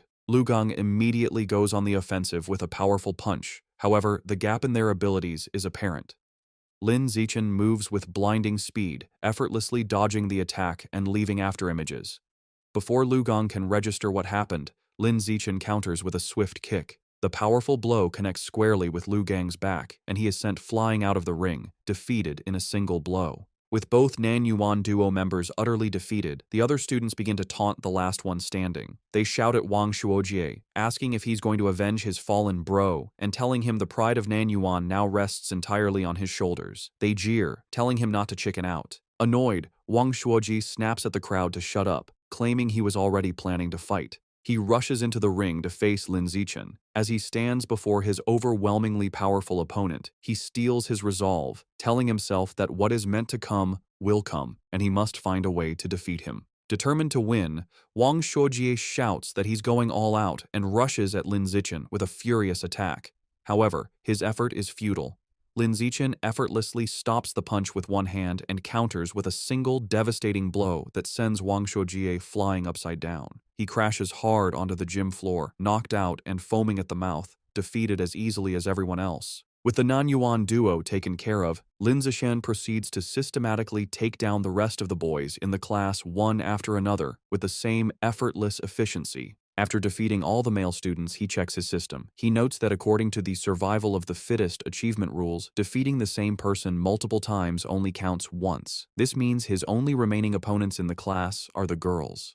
He wonders if any of them will even be willing to spar with him. To his complete surprise, the girls are more than willing. A crowd of his female classmates gathers, blushing and eagerly making heart gestures, all wanting a chance to fight him. The first to volunteer is Chu Yu-tong, who excitedly raises her hand and challenges him. She leaps into the ring and attacks with surprising speed and agility. However, Lin Zichen is still on another level. He easily dodges her attack, leaving her to comment on his incredible speed. She gracefully lands, disappointed that she came so close but couldn't even grab him. Unexpectedly, after Chu Yu-tong's defeat, the other girls also volunteer to challenge him one by one. Of course, Lin Zichen holds back considerably when facing the girls. His main goal isn't to hurt them, but simply to win the official matches and complete his achievement as quickly as possible. Soon, Lin Zichen finishes sparring with all the girls in his class. While he has successfully defeated every student, he is still far from completing his achievement task. He is a bit disappointed, but his mood quickly changes when his teacher, Yao Yuanfeng, suddenly announces some good news.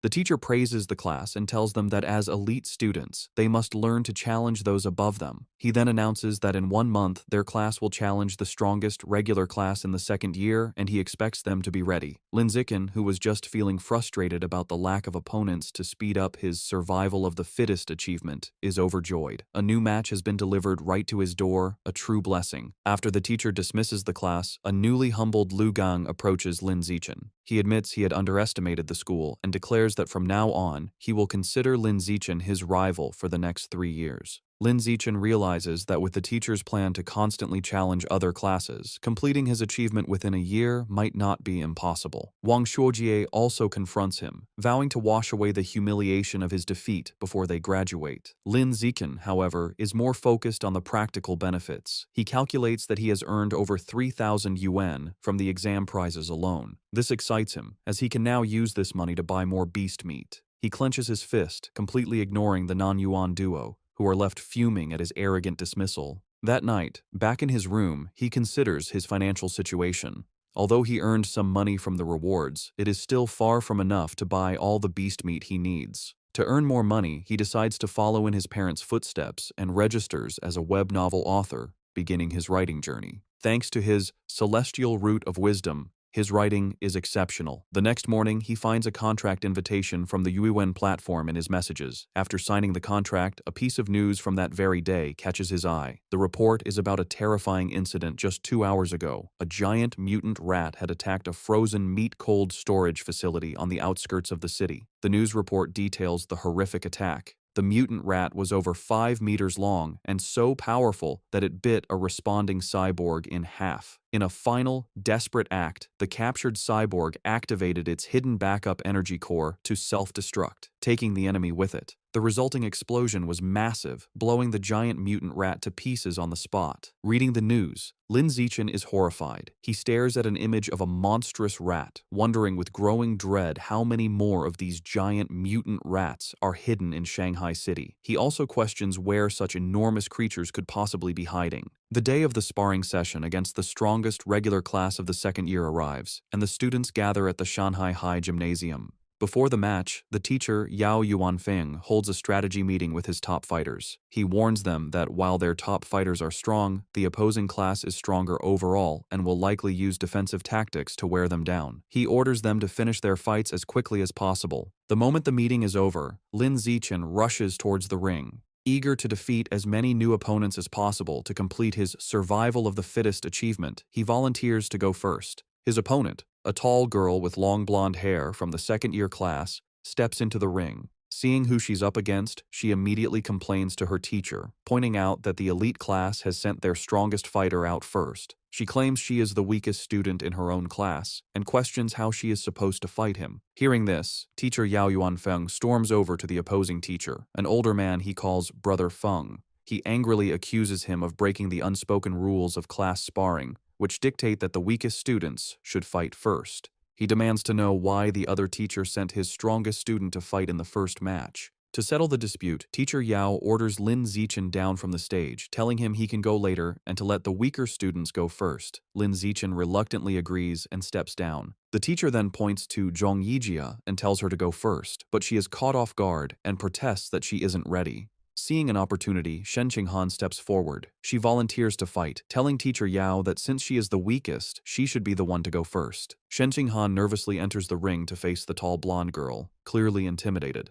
From the sidelines, her classmates, including Chu Rui and He Yu, begin to cheer loudly, shouting encouragement for their friend, Han Han. However, the sudden pressure only makes Shen Qinghan even more nervous. The match begins, and the blonde girl immediately attacks with a powerful punch, which Shen Qinghan manages to block. Despite being outmatched, Shen Qinghan is determined. She knows she can't win, but resolves to hold on for as long as possible, adopting a purely defensive strategy to drain her opponent's stamina. Her plan proves surprisingly effective.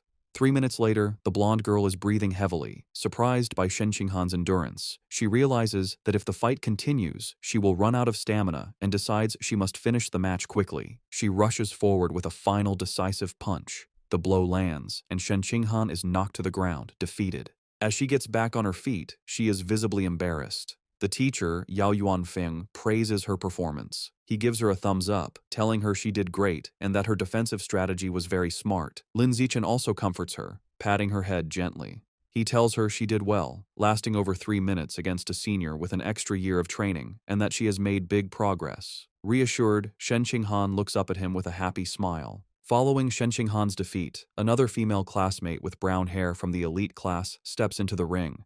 Seeing that her senior opponent is running out of stamina after the previous match, she sees an opportunity and rushes in to attack. She throws a powerful kick, but the more experienced senior easily dodges the blow and counters with a swift punch to the face. The brown-haired girl is quickly overpowered and pinned to the ground, where she cries out in pain and is forced to surrender. Standing over her defeated opponent, the senior mockingly asks if she was looking down on the regular class by charging in so recklessly. She continues to taunt the girl, telling her that while she may not have her talent, she has trained for a whole year longer. She dismisses her, telling her to come back and fight again after she's trained for another year. Just then, Chu Rui steps forward. Filled with determination, she declares that she will avenge Shen Qinghan and crush the senior. Chu Rui proves to be a formidable fighter. She easily defeats her senior opponent with a single, powerful punch. From the sidelines, Shen Qinghan cheers enthusiastically, calling out how amazing Chu Rui was. Lin Zichen tells Shen Qinghan that she was amazing too, explaining that Chu Rui's victory was easy only because Shen Qinghan had drained the senior's stamina first. Shen Qinghan smiles happily.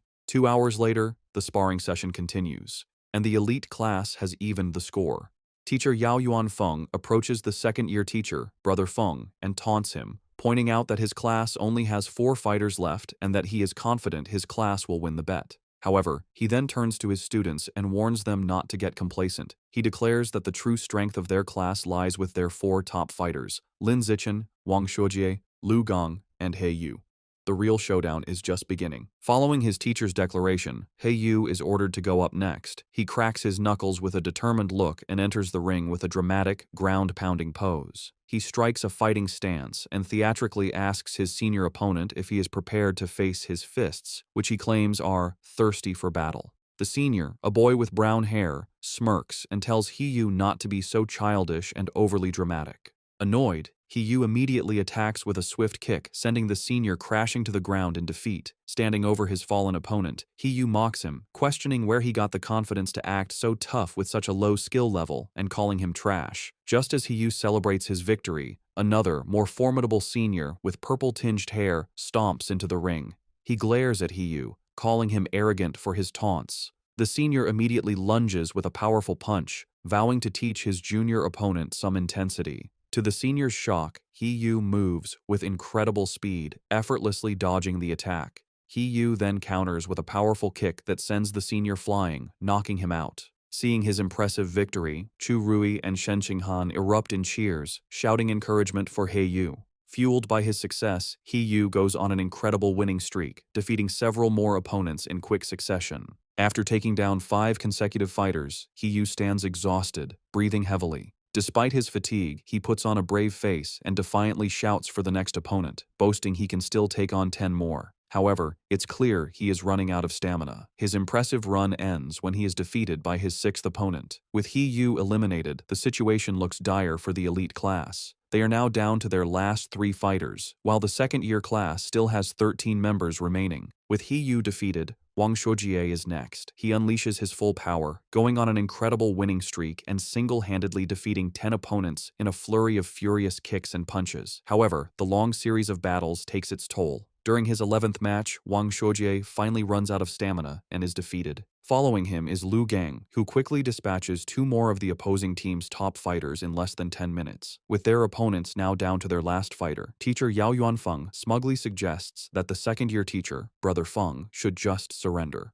Brother Feng, however, remains unfazed. He smirks and calls forth his final student, Wang Jinhei, telling him it is his turn. A new challenger steps forward, an enormous, overweight student who towers over Lu Gang.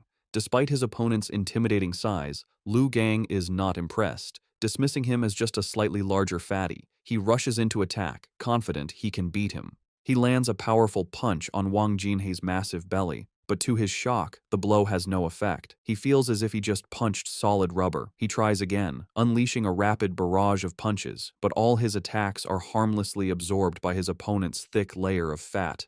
Soon, Lu Gang is left panting and exhausted, realizing his attacks are useless. His opponent, who has not moved an inch, looks down at him with a calm expression. He asks if Lu Gang is finished, because now it is his turn. Before Lu Gang can react, Wang Jinhei grabs him by the neck with incredible strength. With a single, effortless motion, he throws Lu Gang out of the ring, securing the victory and leaving the elite class with only 1 fighter remaining. Stunned by such a powerful fighter, teacher Yao Yuanfeng exclaims that he doesn't remember the second-year class having such a strong student. The opposing teacher, Brother Feng, smirks and explains that Wang Jinhei is a new transfer student who just arrived this semester. He then smugly reminds teacher Yao about their bet, telling him it looks like he is going to lose and will have to buy dinner for the entire opposing class. Realizing he has been tricked by his rival's secret weapon, teacher Yao clenches his fist in frustration, worried that not even Lin Zichen can defeat this monster. Despite his doubts, he puts on a brave face for his last student. He places a hand on Lin Zichen's shoulder and tells him it's his turn, encouraging him to just do his best and not worry too much about winning, as the experience will be valuable. Lin Zichen simply smiles and reassures his teacher that he will win, leaving the man speechless. As Lin Zichen steps into the ring, Wang Jinhei looks down at him, unimpressed. He dismisses his opponent as looking rather weak to be his class's final ace. From the sidelines, Shen Qinghan, Chu Rui, and the other girls from the elite class shout insults at Wang Jinhei, calling him an arrogant fatty and cheering for Lin Zichen to teach the dead pig a lesson. Annoyed by the taunts, Wang Jinhei decides to offer a handicap. He tells Lin Zichen he will stand still and allow him 10 free hits. He explains that he doesn't want Lin Zichen and his little fangirls to complain later that he was just bullying a smaller opponent. Lin Zichen happily accepts the offer. Wang Jinhei tells him to come at him with his full power. Without hesitation, Lin Zichen unleashes a single, devastating punch to his opponent's massive stomach. The force of the blow is so immense that it sends the enormous Wang Jinhei spinning through the air before he crashes hard onto the floor, knocked out cold. Both classes are left in stunned silence, which is quickly broken by a massive, tearful cheer from the elite class as they celebrate Lin Zichen's incredible victory. A few moments later, Wang Jinhei slowly begins to regain consciousness, completely disoriented. He groggily wonders where he is and what just happened, muttering that the outcome was completely illogical and unscientific. After Lin Zichen's victory, the second-year teacher approaches Yao Yuanfeng, the elite class's teacher. He remarks on how powerful Lin Zichen was, comparing his one-punch victory over Wang Jinhei to a former prodigy named Wu Tiancheng. Yao Yuanfeng replies that while Lin Zichen is strong, he isn't at Wu Tiancheng's level yet, explaining that Wu Tiancheng was a monster who terrified the principal as a first year. Overhearing the name, Lin Zichen walks over and asks his teachers who Wu Tiancheng is. Yao Yuanfeng excitedly explains that Wu Tiancheng was a legendary student from a few years ago. As a first year, he single-handedly defeated the entire third-year elite class, shocking the school leaders. The teacher continues by listing Wu Tiancheng's incredible stats as a first year, a 100-meter dash in 6.12 seconds, a 3.96-meter vertical jump, and a 650-kilogram one-handed barbell lift. He asks Lin Zichen if he is impressed. Lin Zichen smiles nervously and admits he is a little impressed. However, he internally thinks Wu Tiancheng's feats were only on par with the strength he possessed during his 6th grade summer vacation. That night, the class celebrates their victory at a restaurant.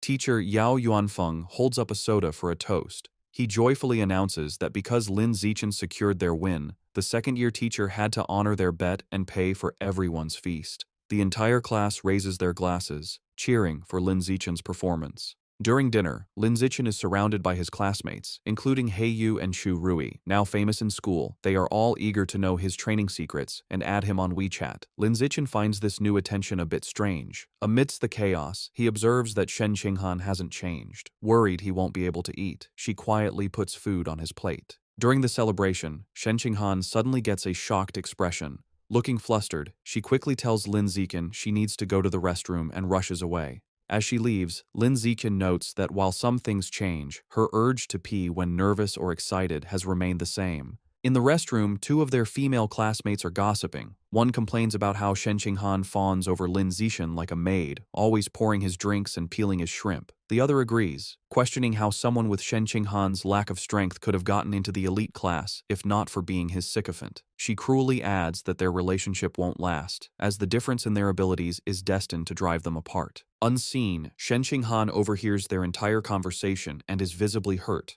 However, instead of hiding, she confronts them. With newfound determination, she firmly tells the startled girls that she is not a sycophant, she is his childhood friend. Later that evening, as they walk home, Lin Zichen notices she seems dejected and asks if something is wrong. Looking down sadly, Shen Qinghan confides in him. She explains her mother always said she would grow out of wetting her pants. However, she reveals with frustration that even now, she still has to wear diapers to bed every night. Looking up at him, she says she feels disabled, like she can't even control her own bladder. Lin Zichen looks at a distraught Shen Qinghan and firmly tells her she is not disabled.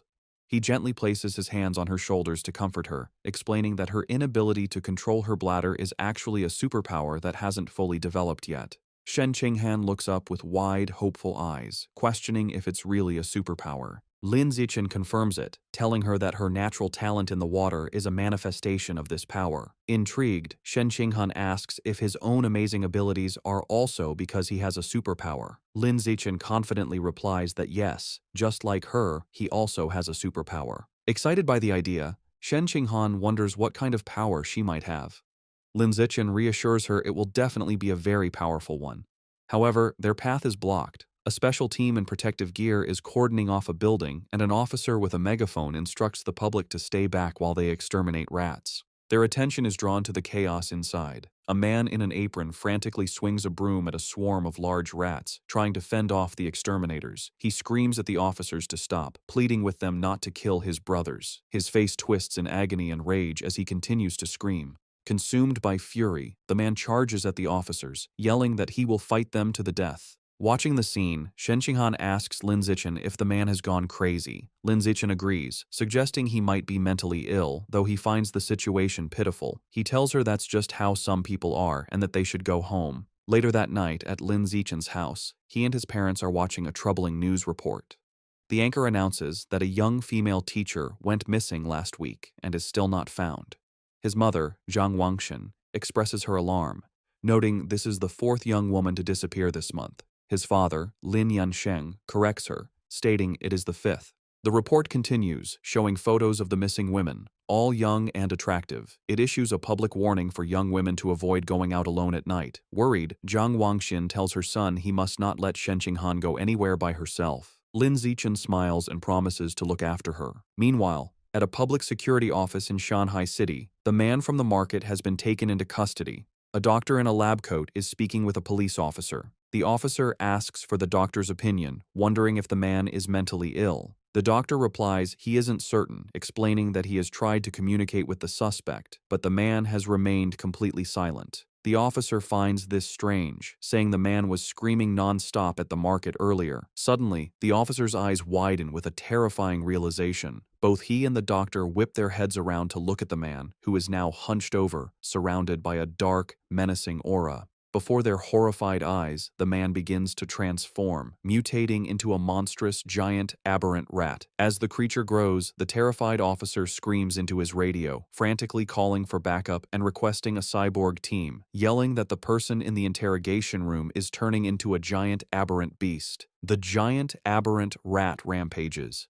A police squad opens fire, but the bullets barely slow it down. As the officers retreat, a female officer reports that headquarters confirmed all cyborgs are deployed on other missions. The director adds grimly that support won't arrive for 10 minutes and their ammunition won't last that long. Realizing they can't fight it head-on, the director orders his team to their car. Their new plan is to lure the monster into the suburbs to buy time. The female officer jumps into a police van and starts the engine, while another officer braces himself inside. They speed through the city with the giant rat in hot pursuit, leaping between buildings. The female officer urges them to go faster to give the cyborgs more time. The van races up a mountain road and into a tunnel, but the beast is relentless. It closes the distance with a terrifying roar, its massive tooth-filled maw open. The monster slams into the back of the van, causing it to lose control, flip violently through the air, and crash. Inside the overturned van, the female officer hangs upside down, injured. With a look of despair, she thinks that in the end, they still couldn't make it.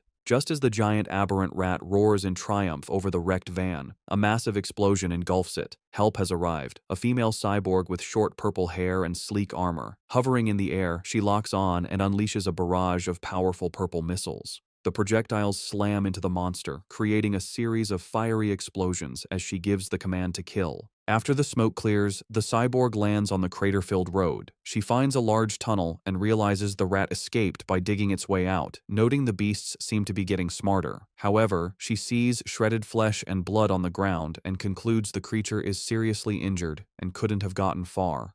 She decides she has a good chance to track it down. The scene shifts to the city skyline at 3 a.m. In his room, Lin Zichen is at his computer, not training, but writing. He reflects on his progress as a web novel author. He has written daily for over half a month, and his novel is now nearly 200,000 words. More importantly, his paid income has already surpassed 10,000 won. He thinks about the novel's future potential, noting it is still in the new book period. He eagerly wonders how much money he will make once it is officially launched. Too excited about his novel's income to sleep, Lin Zichen decides to train. He finds a deserted, unsurveilled alley to test his recent efforts. As he practices, he is pleased with his progress. His 100-meter sprint time has dropped to an incredible 3.43 seconds, and his vertical jump has reached 7.22 meters. He feels that if he continues improving at this rate, he will eventually achieve a saintly body. His training is interrupted by an unsettling gnawing sound. He turns and sees a shadowy figure hunched in a dark corner. The figure is a grotesque, rat-like creature, a mouseman. It is chewing on a human arm. Noticing Lin Zichen, the creature begs for its life, pleading for forgiveness and explaining it was just too hungry. It strangely promises that once full, it will come and pay its respects every year. Lin Zichen stares in horror, recognizing the creature as a mouseman. He immediately connects this sight to the news report about the giant mutant rat that escaped. He wonders with dawning dread if this creature is that same beast, now in a more humanoid, but no less monstrous form. Realizing the extreme danger, Lin Zichen decides he must inform the police. However, as he turns to leave, the mouseman panics, thinking he is its next meal. It stammers that it doesn't have to eat him and can go find others to devour instead. Before Lin Zichen can react, the creature springs into action. It leaps off the alley walls with blinding speed, ricocheting from side to side in a series of lightning-fast jumps. The mouseman lunges at him, screaming it wants to eat human meat as hunger overrides its fear. The attack is so fast that Lin Zichen realizes there is no time to dodge. With no other option, he faces the monster head-on. As the creature closes in, Lin Zichen meets its charge with a single, devastating kick to its jaw. The impact sends the mouseman spinning through the air before it crashes hard to the ground. The beast struggles to its feet, clutching its bleeding chest. It stares at Lin Zichen in disbelief, wondering how a weak-looking student could possess such overwhelming strength. Stunned and injured, the mouseman stares back at Lin Zichen, shocked by his unexpected power. Before it can recover, a rock suddenly flies through the air and slams into its head. Seizing the advantage, Lin Zichen gives the monster no chance to retaliate. He unleashes a furious storm of rocks, throwing them with incredible speed and precision. The mouseman is completely overwhelmed by the relentless assault, unable to defend itself as the rocks pummel its body. After a few moments, the onslaught stops. Lin Zichen stands at the end of the alley, breathing heavily. He watches the spot where the creature fell, noticing it is no longer moving. He approaches cautiously and finds his attack was more devastating than he imagined. The mouse man is obliterated, reduced to a steaming pile of skeletal remains. Wondering if the creature was truly dead, Lin Zichen touches the pile of bones. A surge of blue energy flows into him, and a system notification confirms he has devoured a trace of the giant mutant rat's life source, increasing his codex progress to 7%. He is disappointed to only absorb 2% this time, compared to the 5% from the scorched corpse. He theorizes the difference is due to the varying amount of Rat King gene each heretic had consumed. Realizing it was nearly morning and unsafe to stay, he heads home. Moments after he leaves, the purple-haired female cyborg lands in the empty alley. She stands over the steaming bones, wondering who could have killed the Rat Man. The scene shifts to a dark building where a sinister ritual is happening. A hooded cultist carries an unconscious woman to a large, glowing red summoning circle. He places her in the center and kneels, offering her to his Lord Rat God to enjoy. From the darkness, menacing, multi-lensed red eyes glare back. A deep, angry voice questions why there is only one woman, accusing the cultist of trying to starve it.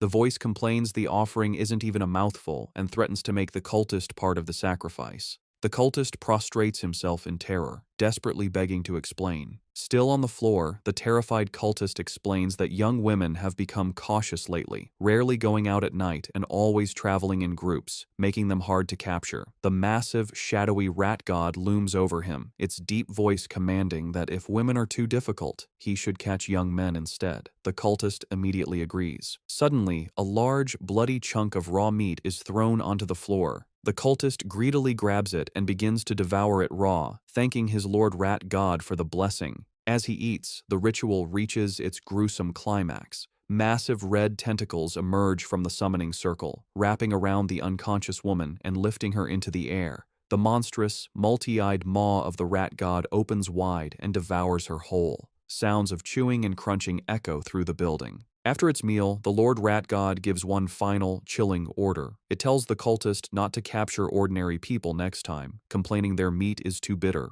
The entity declares it wants to eat nobles who live in luxury, believing their meat will be more tender. To help Shen Qinghan improve her martial arts grades, Lin Zichen holds special training sessions with her at her house. During one session, he acts as her personal coach, correcting her form. He adjusts her arm, stance, and shoulders, explaining how to generate more power and maintain better balance. Once her posture is corrected, he tells her to attack him with her full strength. She lunges at him with a determined punch. Lin Zichen easily catches her fist, praising her for the precise angle and improved power. He also catches her follow-up kick, pointing out a flaw in her form and demonstrating the correct technique by physically moving her leg into the proper position. After the intense session, an exhausted and sweaty Shen Qinghan collapses onto the floor. She catches her breath, telling him that even though she is exhausted, she can feel her martial arts strength has genuinely improved. Still kneeling on the floor, a motivated Shen Qinghan tells Lin Zichen that training 3 times a week isn't enough and asks if they can do it every day. Lin Zichen tells her that isn't necessary, explaining her body couldn't handle a daily high-intensity regimen. Shen Qinghan agrees and decides to stick with their current schedule. Just then, Lin Zichen's phone buzzes. As he takes it out, Shen Qinghan leans in curiously, asking if it's a special news report. He looks at the screen and sees 2 major headlines. The first announces that the Jishin Corporation will provide free treatment for former mechanical prodigy girls left disabled by early mechanical modifications. The second, more shocking report reveals a genius from Beijing University has successfully fused with the 1,000-threaded spider beast gene, breaking the record for the youngest person to undergo a dual gene fusion. Lin Zichen's eyes widen as he reads the second story, immediately realizing this genius must be the same prodigy from the capital he has been competing with for years. Most people cannot undergo gene fusion until adulthood, as a younger body can't withstand the backlash from beast genes and risks severe mutation. However, this prodigy has now successfully undergone a second gene fusion at the young age of 18. Lin Zichen is left to ponder the prodigy's incredible physical talent and wonder if gene fusion is indeed the best path to power. At his house, Lin Zichen is busy with his new career as a web novel author. Thanks to his incredible writing speed, his novel is an instant hit. The comment section is filled with readers amazed by his output, with one calling him a tentacle monster for posting 50,000 words on the first day. Lin Zichen reflects that with his use in advance and celestial root of wisdom attributes, a month of practice allows him to type at 10,000 words per hour. This efficiency means writing takes only about an hour a day, leaving him plenty of time for training. His father, Lin Yansheng, enters and praises his success. He estimates that if Lin Zichen maintains a stable plot and a 10,000-word daily pace, he could earn around 50,000 wen in his first month. He adds that once the novel's word count grows, making 100,000 wen a month would not be a problem. Lin Zichen is thrilled. With an income of 50 to 100,000 wen a month, he will no longer have to worry about funding his quest to unlock the exotic beast codex. He sets a firm goal. He will use his first 2 months' fees to finally unlock the Savage Giant Eagle Codex. The scene shifts to his martial arts class, where the teacher, Yao Yuanfeng, announces a sparring session to assess progress. Lin Zichen's overwhelming power is on full display. He completely crushes the field, effortlessly defeating every opponent with powerful kicks and punches. No one lands a single hit on him. After the session, his teacher presents him with his prize money. Lin Zichen reflects on the successful day, pleased that he not only earned another 888 yuan, but also gained crucial experience points toward his survival of the fittest achievement. While Lin Zichen dominated, Shen Qinghan's results were not as stellar. As usual, she ranked last. Her friend Chu Rui tries to comfort the dejected girl.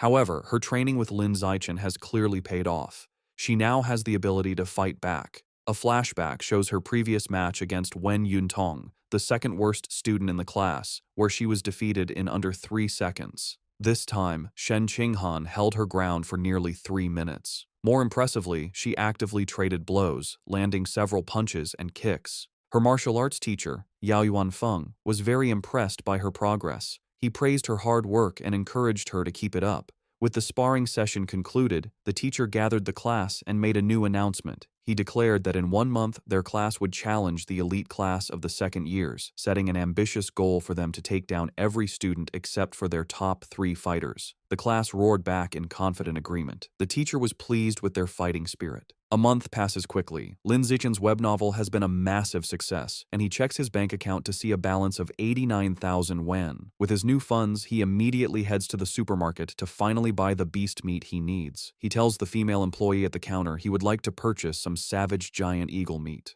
The employee informs him of a special promotion. If he buys 100 jin all at once, he will receive a 5% discount. After a moment of thought, Lin Zichen decides to hold off on the purchase for now. He concludes it would be more strategic to wait until he has saved up enough to buy all 100 jin at once to take advantage of the discount, figuring he will likely have enough by the following month.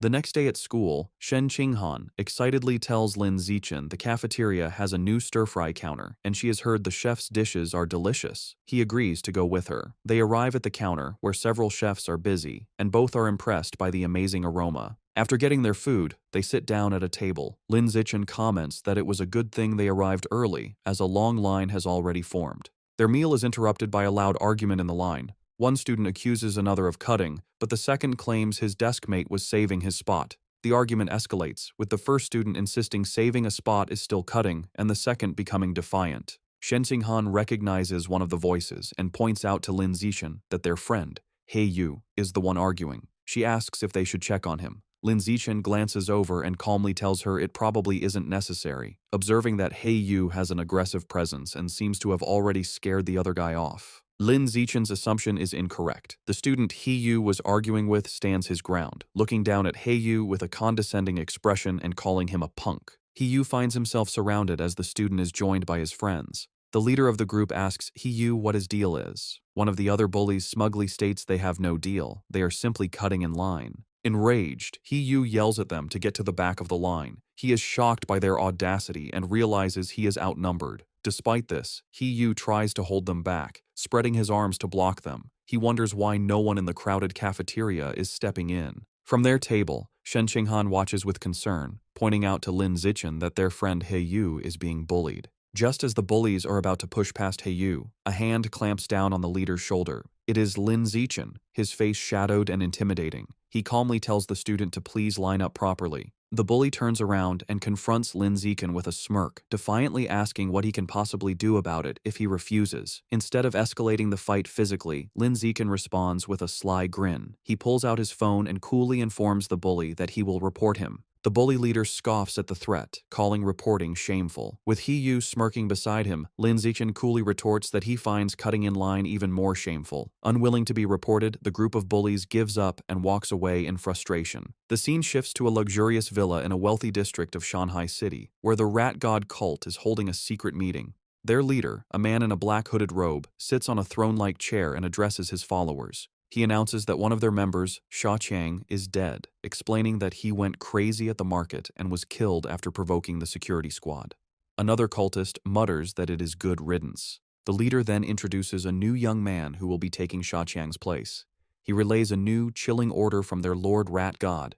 From now on, they must only capture and sacrifice noble elites, as their god finds ordinary people to be too bitter. This new directive causes concern. Two members speak up, arguing that capturing nobles is too risky. They reason that while a missing ordinary person might be overlooked, a missing noble would cause serious trouble. The cult leader suggests they target the sons of rich but powerless merchants to lower the risk. He then turns his attention back to the newcomer. He instructs him that, as he is new, he should not go after nobles yet. Instead, he is to practice by capturing a handsome young man as a sacrifice to one of the rat god's subordinates. The newcomer, his face hidden in the shadows of his hood, confidently accepts the mission, promising he will not just find any handsome man, but will offer the most handsome man in the entire city to the divine child. In the classroom, He-yu is still fuming about the cafeteria. He tells Lin Zichen he investigated the students who cut in line and discovered they are from Class 3 of the second year, the same top honors class they are scheduled to challenge. He-yu can't believe students from an elite class could be so rude. Leaning against the lockers, Lin Zichen looks at his phone and remarks that good grades don't mean a person has good manners. His expression shifts as a news alert catches his eye. He reads that another wealthy heir has gone missing, the fifth recently. Knowing the kidnappers haven't asked for ransom and remembering the rat god cult's order to capture nobles, Lin Zichen grimly concludes the cult is behind these disappearances. The day of the competition arrives, and students gather in a large gym with 2 fighting rings. Tension between the classes is high, as the students who bullied He-yu glare at him, and He-yu makes a defiant gesture in return. After both classes warm up, the sparring matches begin. Just as she did last time, Shen Qinghan takes the first fight. Her opponent, a senior from the honors class, immediately attacks with a fierce kick.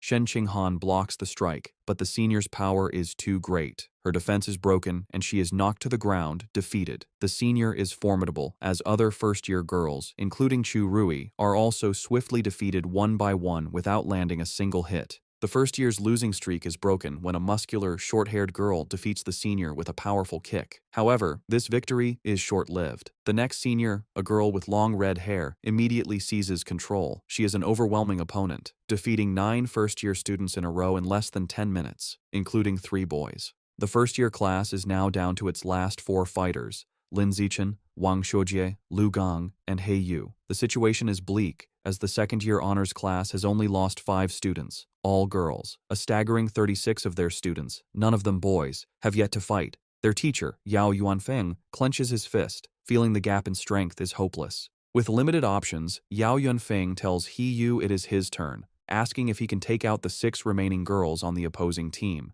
He-yu confidently agrees, declaring it will be easy, particularly motivated by fighting more attractive female seniors.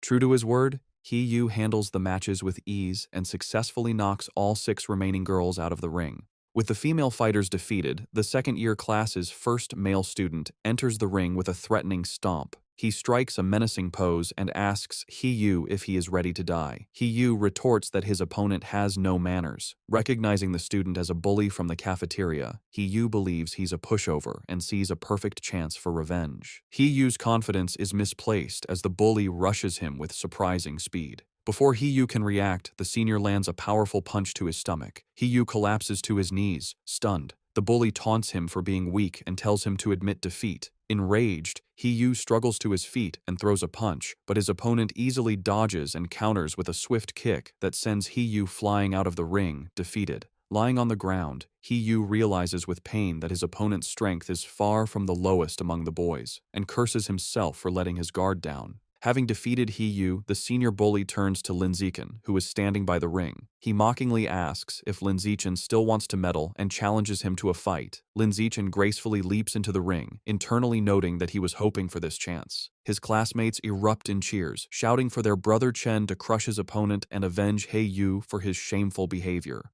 The match begins, and the bully, Qi Yue, rushes at Lin Zichen with a high kick. Lin Zichen, however, is unfazed. He effortlessly blocks the kick with one hand, then grabs Qi Yue's leg and slams him headfirst into the ring floor with incredible force. The impact knocks Qi Yue out cold. Lin Zichen stands over him for a moment before casually kicking his unconscious body out of the ring. The second-year students are in stunned disbelief. One points out that Qi Yue is one of the top 5 strongest fighters in their class, yet he was taken out instantly. They can't comprehend how a junior could be so powerful. Watching from the sidelines, their teacher Yao Yuanfeng concludes that Lin Zichen must be hiding a great deal of his true power. Lu Gong and Wang Shuojie are equally horrified, wondering if he is even human. Lin Zichen turns to the remaining second-year male students and calmly asks who's next. Their faces contort in fear, terrified by the display. 30 minutes later, the outcome is decided. All 29 remaining students from the second-year class lie defeated.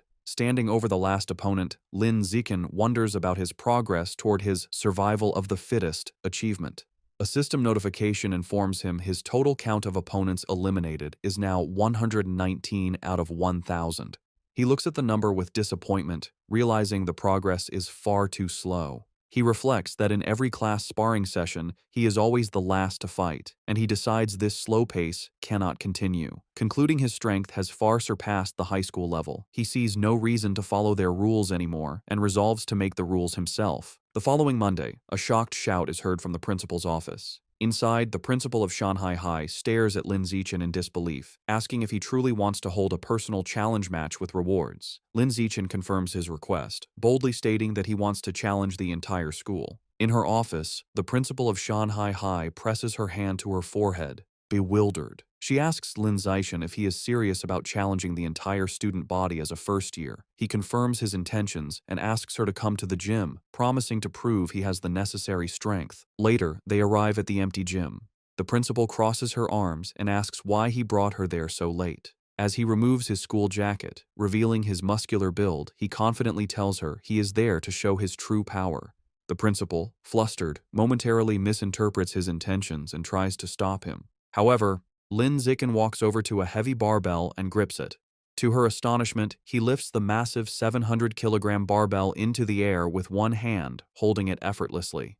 The principal stands frozen in shock.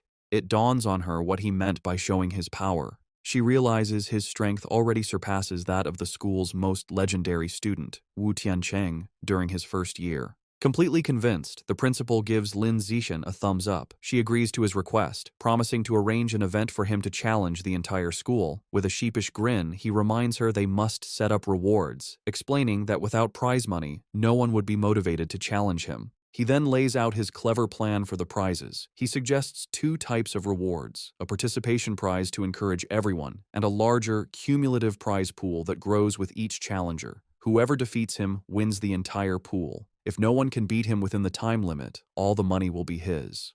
The principal, intrigued, smiles and agrees. Lin Zichen makes one final request: keep his true strength a secret for now. Otherwise, students might be too intimidated. She playfully pats his shoulder and agrees. Later, in her office, she shows Lin Zichen the finalized plan. He confirms it is perfect, thanking her for her hard work. As they speak, 2 teachers, Yao Yuanfeng and Liu Deren, walk by. They are shocked to see the principal's unusually cheerful demeanor towards Lin Zichen, wondering what is going on. Yao Yuanfeng is bewildered, remarking internally how the principal, usually a stern-faced she-devil, is now smiling so pleasantly, completely misinterpreting the situation. At 2 in the afternoon, the student body gathers in the gym, surrounding 2 large fighting rings where Lin Zichen and the principal stand. The principal takes the microphone and begins the announcement. She introduces Lin Zichen, details his recent victories, and explains the rules and prizes for his personal challenge against the entire school. The announcement causes an uproar. The crowd erupts in disbelief and mockery, with many shouting that the principal must have gone crazy. They are insulted by a first year's arrogance, questioning his confidence. One student angrily points out that defeating the second year's strongest class doesn't mean he can take on the third year's, while another calls him arrogant. Facing the hostile crowd, Lin Zichen calmly announces that starting the next day, he will be in the gym for 2 hours every afternoon, welcoming challengers. Internally, he is pleased by their anger, thinking that with so many eager to fight, he has a good chance of completing his survival of the fittest quest early. The scene shifts to a bustling city street at night. A young man with blonde hair walks alone, sipping a drink. His walk is interrupted when two attractive women step in front of him and invite him to a bar. The blonde man looks at them with a cold expression and bluntly tells them to get lost. As they walk away, they mutter that he has no charm. The young man watches them go, annoyed, wondering if Shanghai City is always this lame. The blonde young man is a new member of the Rat God cult, struggling with his first mission. Looking down at the people, he complains that after searching for days, he still hasn't found a single man attractive enough to be a worthy sacrifice. He is consumed by anxiety, picturing his cult leader and worrying how he will be perceived if he fails. He fears failure will lead to being ostracized. He had considered kidnapping a male celebrity, but realized it was impossible, as they are constantly surrounded by bodyguards, and he lacks the power to overcome them. As he walks, the pressure mounts. His deadline is fast approaching, and he is growing desperate. Just as he is lost in thought, Lin Zichen, out for a run in a tank top and shorts, sprints past him. The blonde man turns, and his eyes widen. He is immediately struck by Lin Zichen's appearance, thinking he has finally found an incredibly handsome man. He has found his target. The blonde cultist watches Lin Zichen run, feeling triumphant relief. After searching for so long, he has found the perfect target without even trying. A wide, sinister grin spreads across his face as he confirms his decision. Lin Zichen will be his sacrifice. He begins to follow his target, watching as Lin Zichen turns down a deserted industrial alleyway. Seeing the secluded area, the cultist's face twists into a horrifying black-eyed grin. He knows this is the perfect opportunity. Deciding it is time to strike, he unleashes his power and undergoes a grotesque transformation, his body contorting into a monstrous beast with a massive, tooth-filled maw. However, just as the transformed cultist is about to attack, a brick comes flying out of nowhere and smashes directly into its head with a sickening, bloody impact. The transformed cultist stumbles, clutching its head in pain and confusion after being struck by the brick. From the shadows, Lin Zichen emerges, holding the brick he just threw. He calmly remarks to himself that he didn't expect to find a rat person while out for a run, seeing it as a fortunate chance to increase the unlock progress for his guidebook. The monster trembles in terror, thinking that this human is horrifying and is speaking words it cannot comprehend. It feels incredibly unlucky to have run into him. Before it can react further, the monster collapses to the ground, dead. Lin Zichen looks on in surprise, finding it hard to believe that he killed the creature just by picking up and throwing a single brick. He wonders how a follower of the Rat God cult could possibly be so weak. Deciding not to dwell on it, he quickly kneels beside the dead monster to absorb its life essence before anyone else arrives. A system notification appears, confirming he has devoured a trace of the giant mutant rat's life essence and that his guidebook progress has increased to 8%. He looks at the result with disappointment, noting that it only went up by 1%. He concludes that the pathetically low amount of essence is why this particular rat person was so weak. Thinking about his safety, Lin Zichen decides that he won't be coming out for night runs for a while. He knows that not all of the cult's followers are this weak. Some of the more powerful members have incredibly strong bodies after transforming, durable enough to even withstand firearms. The next morning, Lin Zichen is at home when he sees a shocking news report on television. He learns that at 3 o'clock that morning, the Municipal Public Security Bureau, in cooperation with a chemical tutor from Shanghai University, successfully wiped out the Rat God cult. The report explains that the tutor is a high-level gene fuser who single-handedly defeated the monstrous Rat King.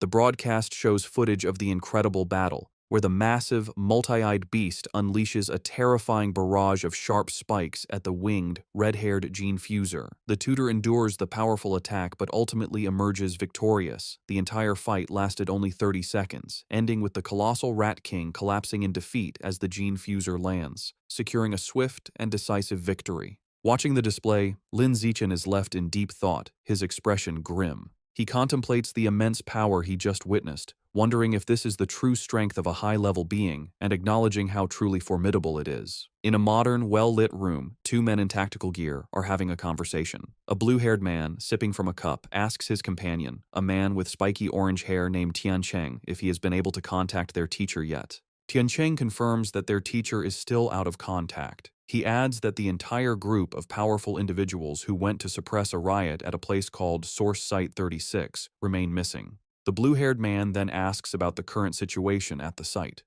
Tiancheng replies that it is relatively stable, explaining that if it weren't, he wouldn't have been free to come and clean up the little shrimp that escaped during the initial chaos. The blue-haired man seems to question his dismissive term. The blue-haired man reflects on the immense power of the Rat King, a monster that the entire Public Security Bureau was helpless against. He then internally acknowledges that in the face of a genius high-level being like Tiancheng, the monstrous Rat King was indeed just a little shrimp. Changing the subject, the blue-haired man playfully puts his arm around Tiancheng's shoulders, suggesting that since he is already there, he should visit their old school to give a lecture. Tiancheng resists, stating that he isn't an idle person and has a real job to do. The blue-haired man playfully insists, telling him that providing some ideological guidance to their cute junior students is also a form of work. Deep within a dark cavern under the light of the full moon, it is revealed that the Rat King survived its battle with Wu Tiancheng. The creature explains its recent actions, stating that at first, it only ate beggars, then it moved on to eating young people. Now, it kneels in submission, admitting that it eventually developed a taste for the pampered elite. The Rat King is not alone. It prostrates itself before a new, far more terrifying monster. A colossal, green-skinned being with glowing red eyes and immense power.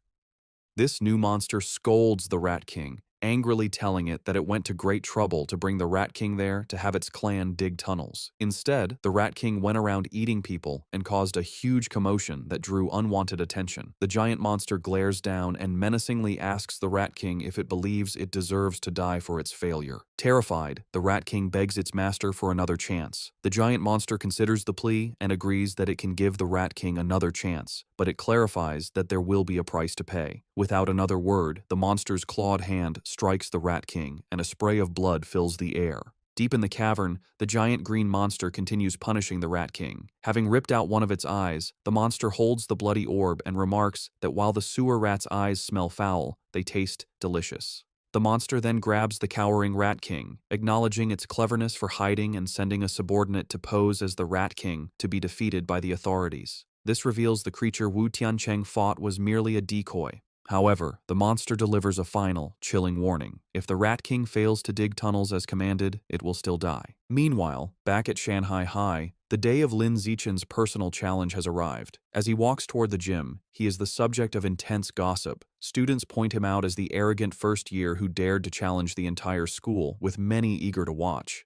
Lin Zichen, however, is focused on his phone, where he is looking at a wanted notice for the 9 fugitive members of the Rat God cult, noting the 500,000 yuan reward for their capture. He thinks of them as a walking fortune, but his practical nature takes over, and he reminds himself that if he ever encounters one, his first priority is to stay safe before thinking about the bounty. He arrives at the gym to find it packed with students surrounding the fighting rings, just as he had hoped. Looking at the sea of potential opponents, he knows the large turnout is not just due to his challenge, but also because of the final part of his plan, the participation prize. To motivate the crowd, Shen Qinghan stands on the sidelines with a megaphone, announcing that every participant will receive a lottery ticket for a chance to win generous prizes.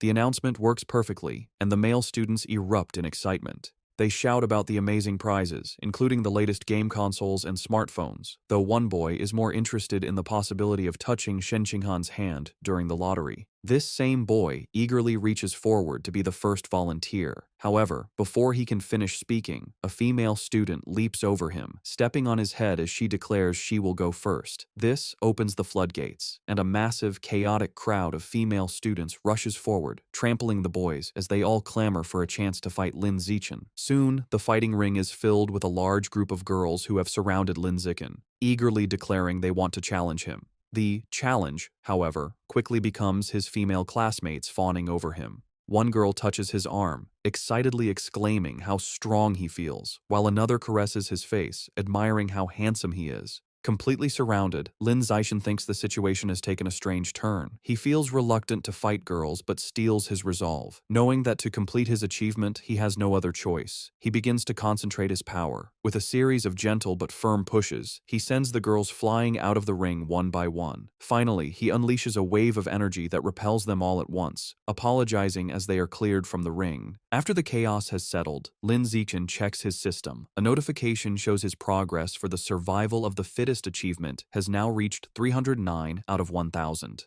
Despite being defeated, the female students are undeterred. One girl with pinkish hair eagerly raises her hand, shouting she wants to challenge him again. However, Lin Zixin stands firm and coldly announces that according to the rules, defeated challengers may not re-challenge. The girls are crestfallen, with one complaining about the unfair rule. A large, muscular student and his friends step forward, and their leader cracks his knuckles, angrily declaring it is now his turn to teach the arrogant junior a lesson. This proves to be an empty threat. Lin Zixin effortlessly defeats opponent after opponent with single punches, and his system shows his survival of the fittest progress has climbed to 419 out of 1,000. Soon, he stands triumphantly atop a massive pile of unconscious students and calmly asks who is next. Just then, a new, more formidable challenger steps forward, declaring he is still there to fight. He leaps into the ring, and the other students immediately recognize him as Yan Xiaoxuan, the overlord of the second year's top honors class. They begin to murmur, wondering who will win.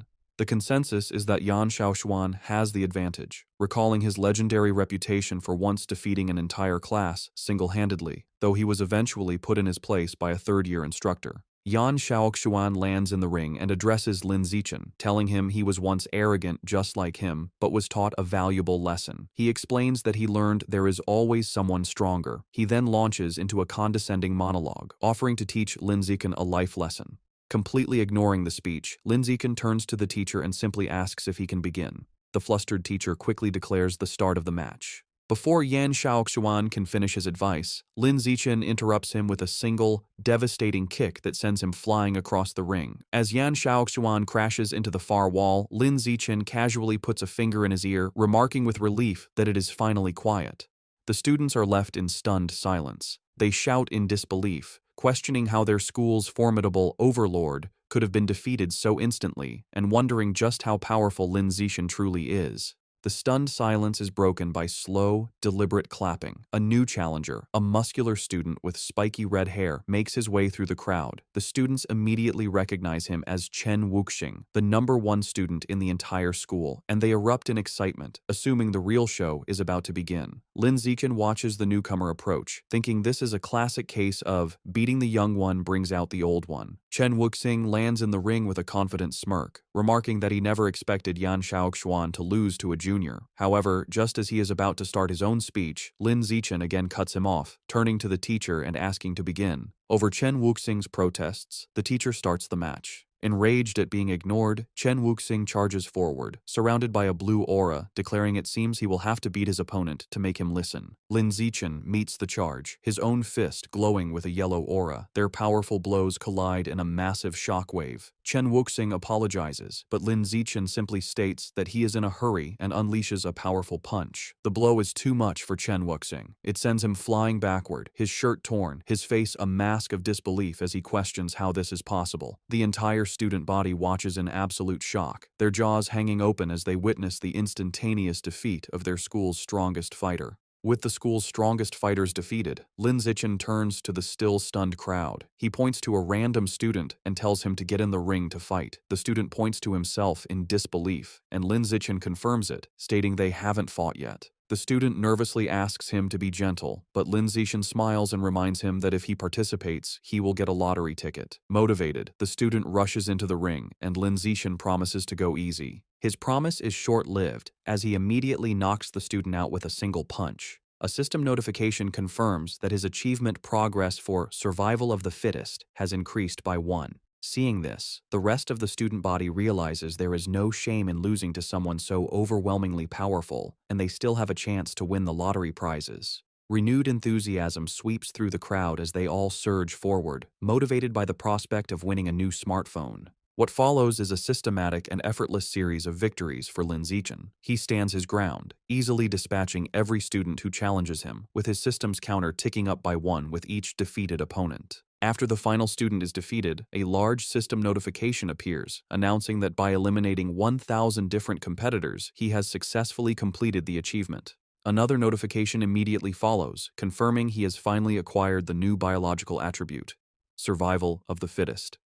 Lin Zichen clenches his fist, a look of pure triumph on his face, ecstatic that his long and arduous challenge has finally paid off. With his quest complete, a system notification details Lin Zichen's new reward. He has acquired the biological attribute, survival of the fittest, which increases the damage he inflicts on other living beings. He strokes his chin thoughtfully, concluding that while it is a simple and practical damage-boosting ability, he is slightly annoyed the system doesn't specify the exact value of the increase. His objective achieved, Lin Zichen leaps down from the ring and announces the challenge is over. The female students are disappointed, complaining it ended too quickly, and they wanted to watch him more. Wasting no time, Lin Zichen grabs Shen Qinghan's hand, leads her through the parting crowd, and they quickly leave the emptying gym. Later, a hearty laugh is heard from the principal's office.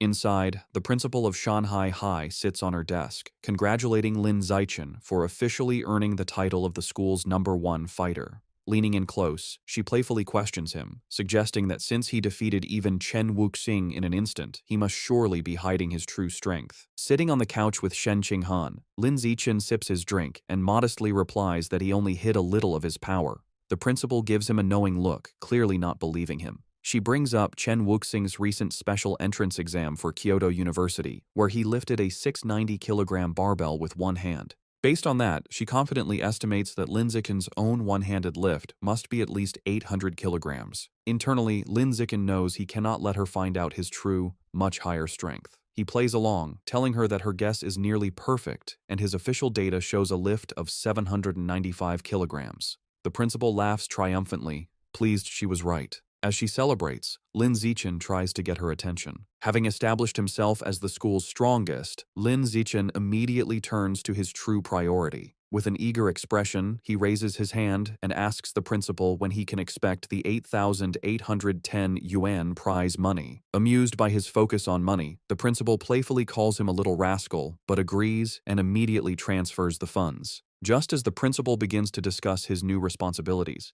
Lin Zichen interrupts, asking if there is anything else he can do for her. He then makes a special request. Since both he and Shen Qinghan enjoy swimming, he asks for use of the gym's swimming pool. He clarifies that he wants exclusive access, meaning the pool should be closed to everyone else whenever they use it. The principal smiles and readily agrees. Internally surprised at how easily she consented, Lin Zichen adds one more condition. He explains that he dislikes being watched in his swim trunks, so he will be covering the security cameras during their private sessions. This statement causes Shen Qinghan to blush furiously. The principal's mind immediately jumps to a suggestive conclusion, thinking about the implications of a boy and girl being alone in a pool with the cameras covered. Her imagination runs wild, picturing a romantic and steamy encounter between the two of them. Playing along with her own misunderstanding, the principal retrieves a key from her desk, telling Lin Zichen that she will, of course, satisfy all of his requests. She hands him the key, officially designating the pool as their exclusive, private swimming area.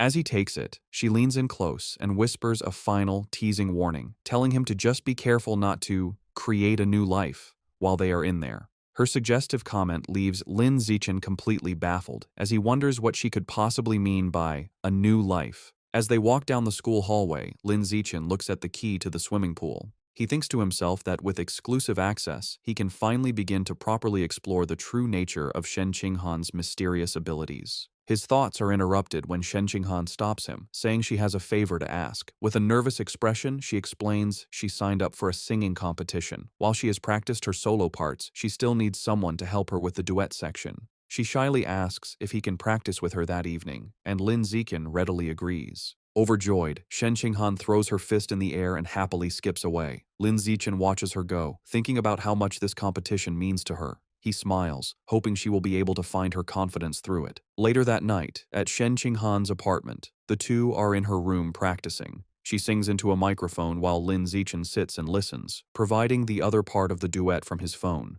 Meanwhile, in the living room, Shen Qinghan's parents, Shen Jianye and Xu Meng, are watching. Her father expresses concern, asking his wife if it is appropriate for them to be alone in a room together now that they are older.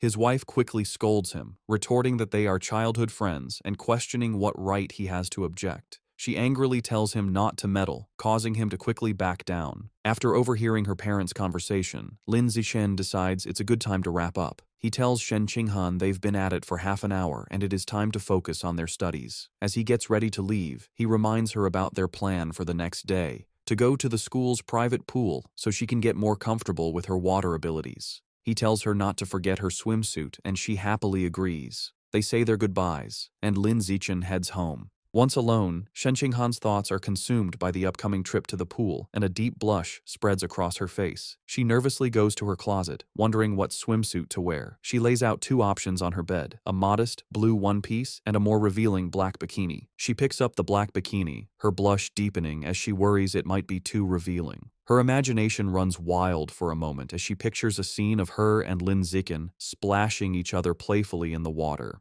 After a moment of hesitation, she makes up her mind, reasoning that since it will only be him at the pool, it should be fine. She resolutely shoves the bikini into her school bag. The next day after school, Lin Zixin and Shen Qinghan head to the empty gym swimming pool. Already changed into his swim trunks, Lin Zixin waits by the poolside, his impressive physique on display. He looks up at a security camera, remembering his promise to the principal and confidently thinking he will handle it. Just then, Shen Qinghan's voice calls his name. He turns to see her standing in the doorway, wearing the revealing black bikini.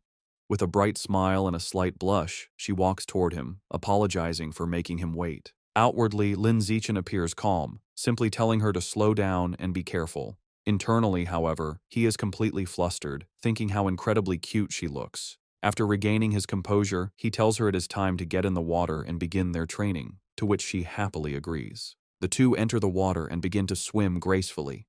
Underwater, Lin Zixin takes Shen Qinghan's hand, and they continue to swim together. Suddenly, her eyes widen in shock as she feels something strange. She quickly gets Lin Zixin's attention, looking startled. She frantically points towards the surface, indicating they need to go up immediately. Understanding, Lin Zixin grabs her and pulls her swiftly towards the air. They break the surface with a splash, and a concerned Lin Zixin holds her close, asking what happened. With a look of utter astonishment and excitement, Shen Qinghan exclaims that the water can pass directly through her body. To demonstrate, she holds out her hands just below the surface and tells him to watch. Just as she described, the water flows straight through her palms as if they were intangible before splashing back into the pool. At the school pool, Shen Qinghan looked at her hands in amazement as water flowed right through them. Confused, she asked Lin Zixin why her body seemed to be leaking water. He observed her, realizing he was witnessing her latent superpower.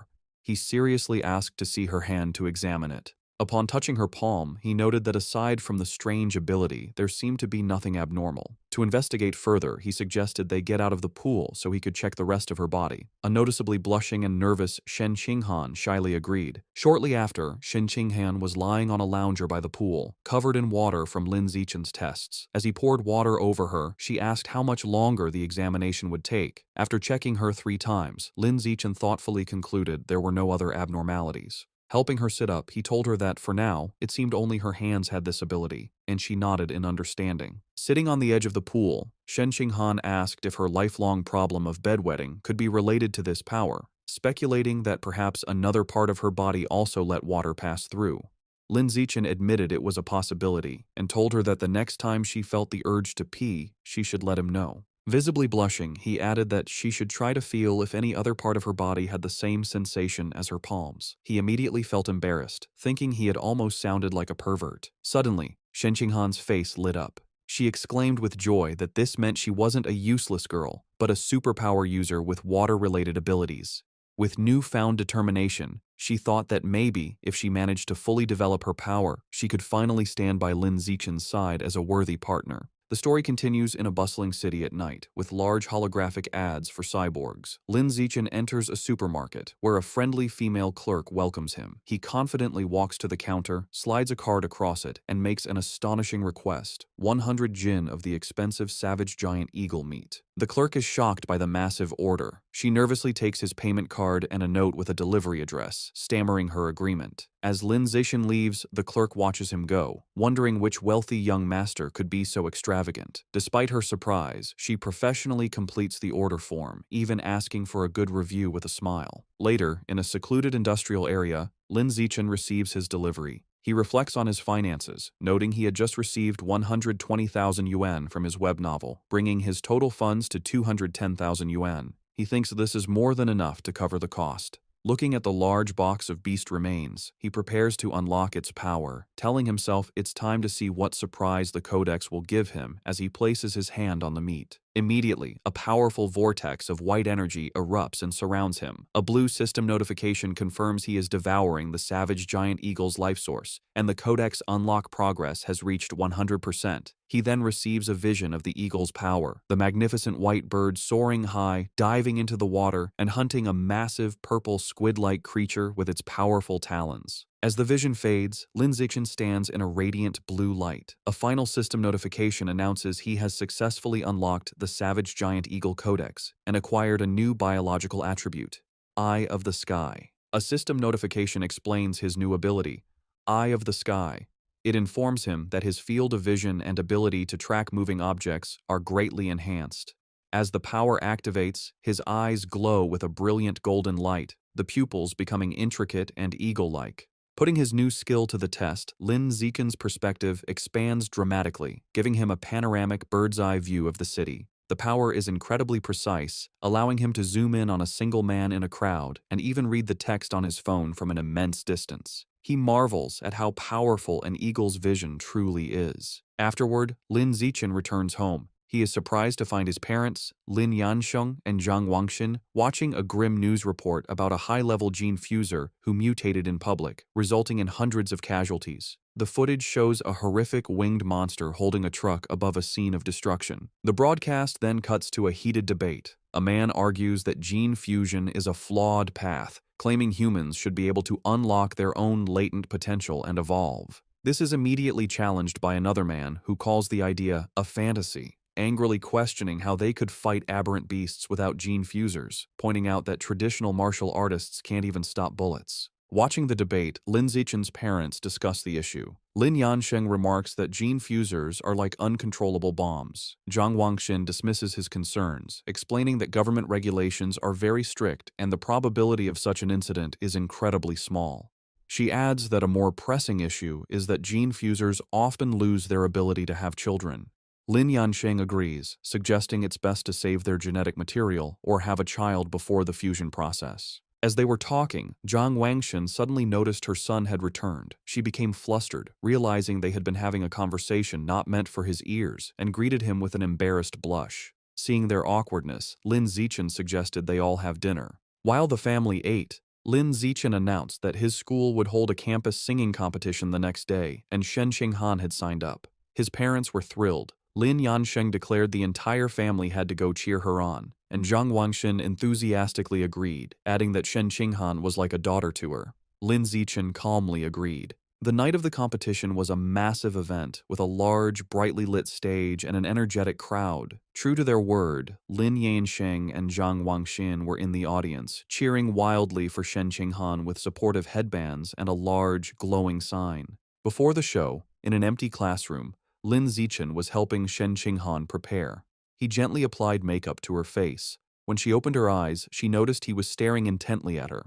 Blushing, she shyly asked why he was looking at her like that. Lin Zichen simply smiled and told her she looked beautiful. His sincere compliment made Shen Qinghan, dressed in an elegant black gown, blush even more deeply. Their intimate moment was interrupted by their friend, Chu Rui, who peeked in. She teasingly asked if they were finished with their affectionate display. A flustered Shen Qinghan frantically explained she had only asked for his help because of his excellent makeup skills. Chu Rui playfully dismissed her excuses, teasing them for acting like an old married couple. Lin Zichen is holding multiple makeup brushes, reinforcing his makeup master reputation. Shu Rui explained she only came to remind them they were on stage after the next two performers. With a final wave, she left. After she was gone, Lin Zichen told Shen Qinghan he would walk with her to prepare. However, Shen Qinghan remained seated, looking extremely nervous and trembling. With a deeply flustered expression, she shyly tugged on his jacket, struggling for words. A moment later, she blurted out that she had lost control of her bladder again, revealing her nervousness had triggered her unusual condition, leaving a wet stain running down her elegant dress and onto the floor. Overwhelmed with despair, Shen Qinghan cries hysterically. She tells Lin Zichen their performance is about to start and worries she has ruined everything. She fears everyone will hate her if they find out she wet her pants. Lin Zixin calmly approaches her, holds her face, and tells her to stop crying or her makeup will be ruined. As they stand alone in the empty classroom, an idea strikes him. His gaze falls on the large white curtains. Wasting no time, he grabs scissors and rips a curtain from the wall. He spreads it on a table and skillfully begins cutting the fabric. Shen Qinghan watches in amazement, her tears stopping. In a moment, he transforms the curtain into an elegant, multi-layered white dress. Moved by his ingenuity, she whispers his name. Lin Zixin presents his creation and tells her to hurry to the bathroom to change. Blushing, Shen Qinghan says that's not necessary and asks him to turn around so she can change right there. Lin Zixin is visibly flustered by her request, a deep blush spreading across his face. Despite his embarrassment, he agrees and turns his back so she can have some privacy.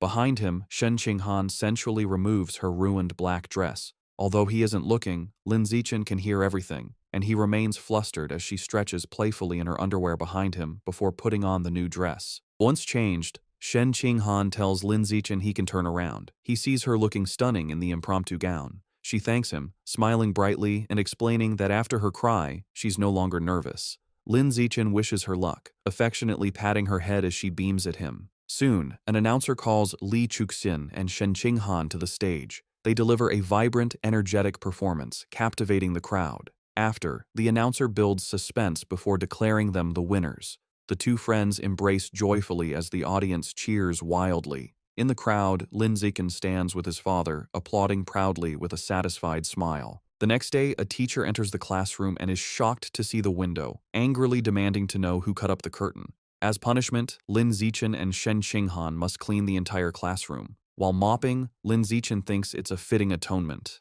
Suddenly, a system notification pops up, announcing he completed an achievement for cooperating 1,000 times. His reward is the Gregarious Animal attribute, which increases his combat power based on nearby allies. A small, satisfied smile crosses his face at this unexpected gain. Meanwhile, Shen Qinghan's life has improved. After her victory, she becomes much more popular. Other girls praise her singing and invite her to karaoke. Beaming with newfound confidence, she happily agrees. Her confidence also helps her martial arts skills improve steadily. Lin Zixin also progresses, winning a major martial arts tournament, the first for Shanghai High in 5 years. He is celebrated by his parents, a joyful Shen Qinghan, and his teammates. Soon his room is filled with trophies. His fame leads to an endorsement deal, making him the spokesperson for the He family's martial arts gym. All his hard work pays off.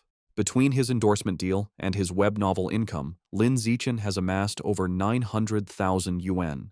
Looking at his bank balance, he concludes it's more than enough to unlock the next codex. Lin Zixin goes to a secluded area to pick up his next order from the friendly supermarket clerk. Inside the large box are the remains of a hidden dragon, a large lizard-like creature known for stealth.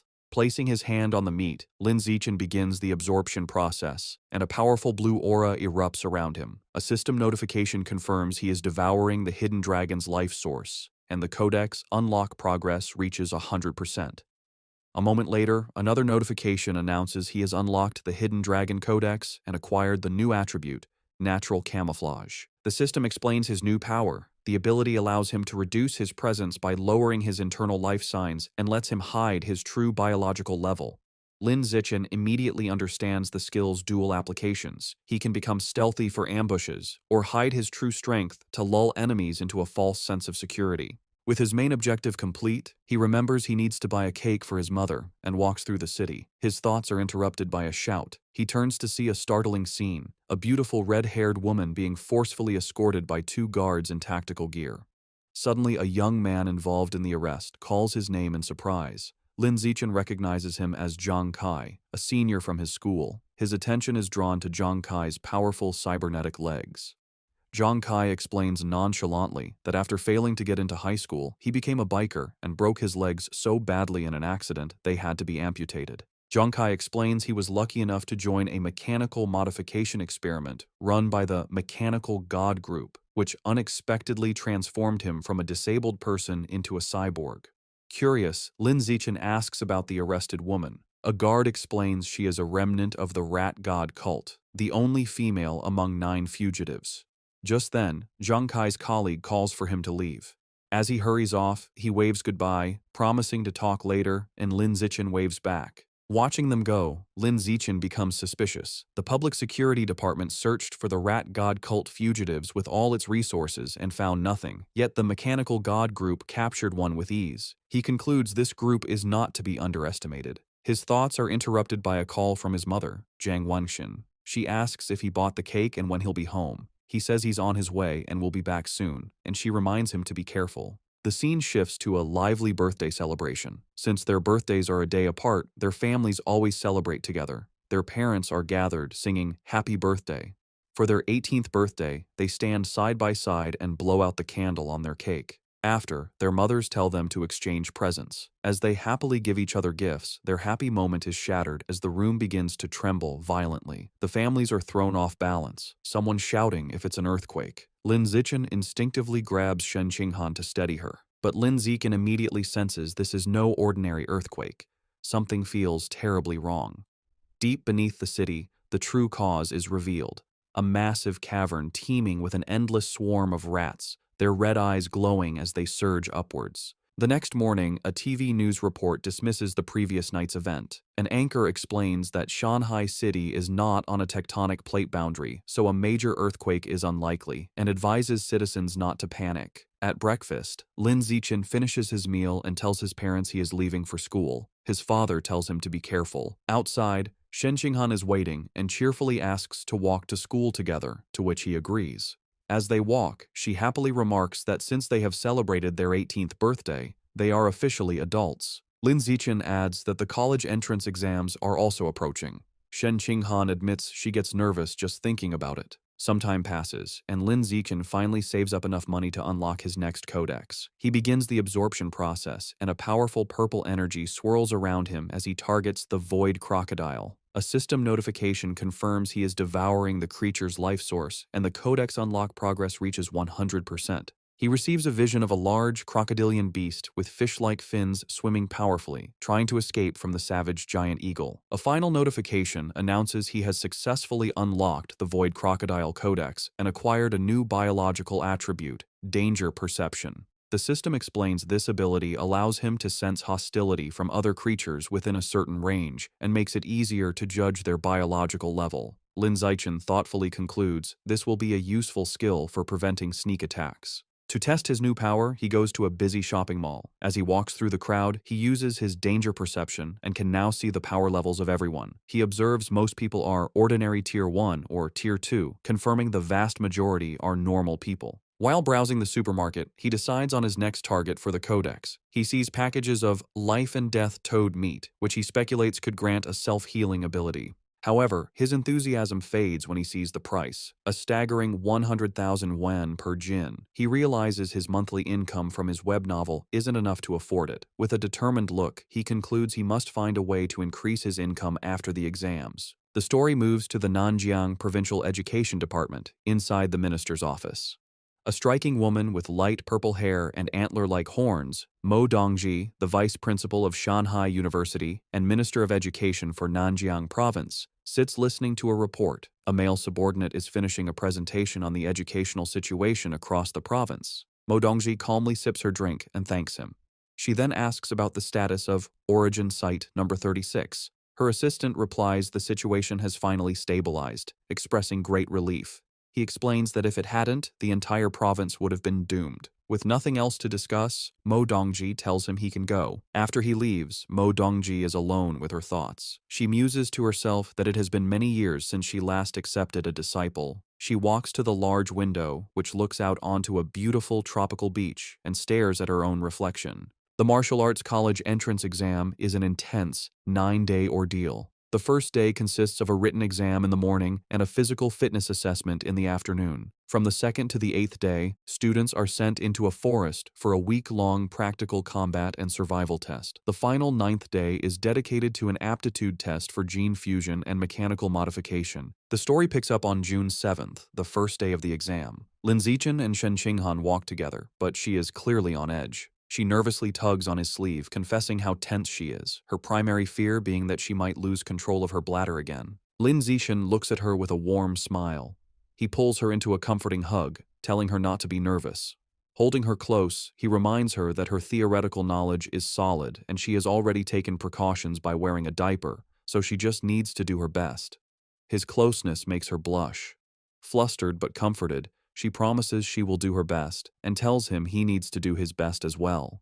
He agrees. During the written exam, Lin Zixin sits with a confident expression, easily filling out the test paper. He finishes long before time is up. With nothing else to do, he rests his head on his hand and brainstorms new plot ideas for his web novel. After the exam, he notices Shen Qinghan walking with her head down, looking upset. He worries she might not have done well. He approaches to comfort her, putting a hand on her shoulder and reminding her they only need to pass the written portion. However, Shen Qinghan quickly tells him she did very well and doesn't need his comfort. Confused, Lin Zixin asks why she looks so unwell. Blushing furiously, Shen Qinghan quietly confesses she had an accident and wet her pants again. She quickly tells him to wait while she runs to the restroom. Lin Zixin reminds her to be quick, as the physical fitness assessment is about to begin. Later, during the weightlifting portion, Lin Zixin demonstrates his overwhelming power. An announcer declares his final score as he effortlessly lifts a massive 950 kilograms barbell with one hand, leaving the other students speechless. His classmates erupt in shouts of disbelief, recalling his other incredible results: a 5.12-second 100-meter dash and a 4.91-meter vertical jump. After completing her own tests, a tired Shen Qinghan, in her gym clothes, approaches Lin Zixin. He asks how she did. With a weary but proud smile, she reports her impressive scores: a 9.32-second 100-meter dash, a 1.62-meter vertical jump, and a 125-kilogram lift. She adds with a small sigh that her results are still nothing compared to his. Lin Zixin praises her, telling her that with scores like that, she is a top-tier female student. He gives her an affectionate pat on the head, and she looks up at him with a happy expression. Sometime after, their classmate He Yu runs up, excitedly announcing their written exam scores are available. He tells them he heard Wang Shuojie and Lu Gang scored in the high 80s, and he himself got an 80. As he asks about their scores, a nervous Shen Qinghan checks her phone. Her face lights up with joy as she exclaims she got an 82. He Yu is stunned. They both turn to Lin Zixin. He calmly holds up his phone, showing a perfect score of 100. Shen Qinghan cheers for him, while a dumbfounded He Yu mutters that Lin Zixin is as freakishly talented as ever. Later, as they walk home, Shen Qinghan expresses her nervousness about the next phase, the week-long practical test in the forest. Lin Zixin takes her hand and reassures her, telling her not to worry because he will stay by her side and protect her. Comforted, she agrees to stick close to him. Meanwhile, in a private room, two mysterious figures discuss the exam. One man in a formal suit and a sinister plague doctor mask hands a small wooden box to a younger man.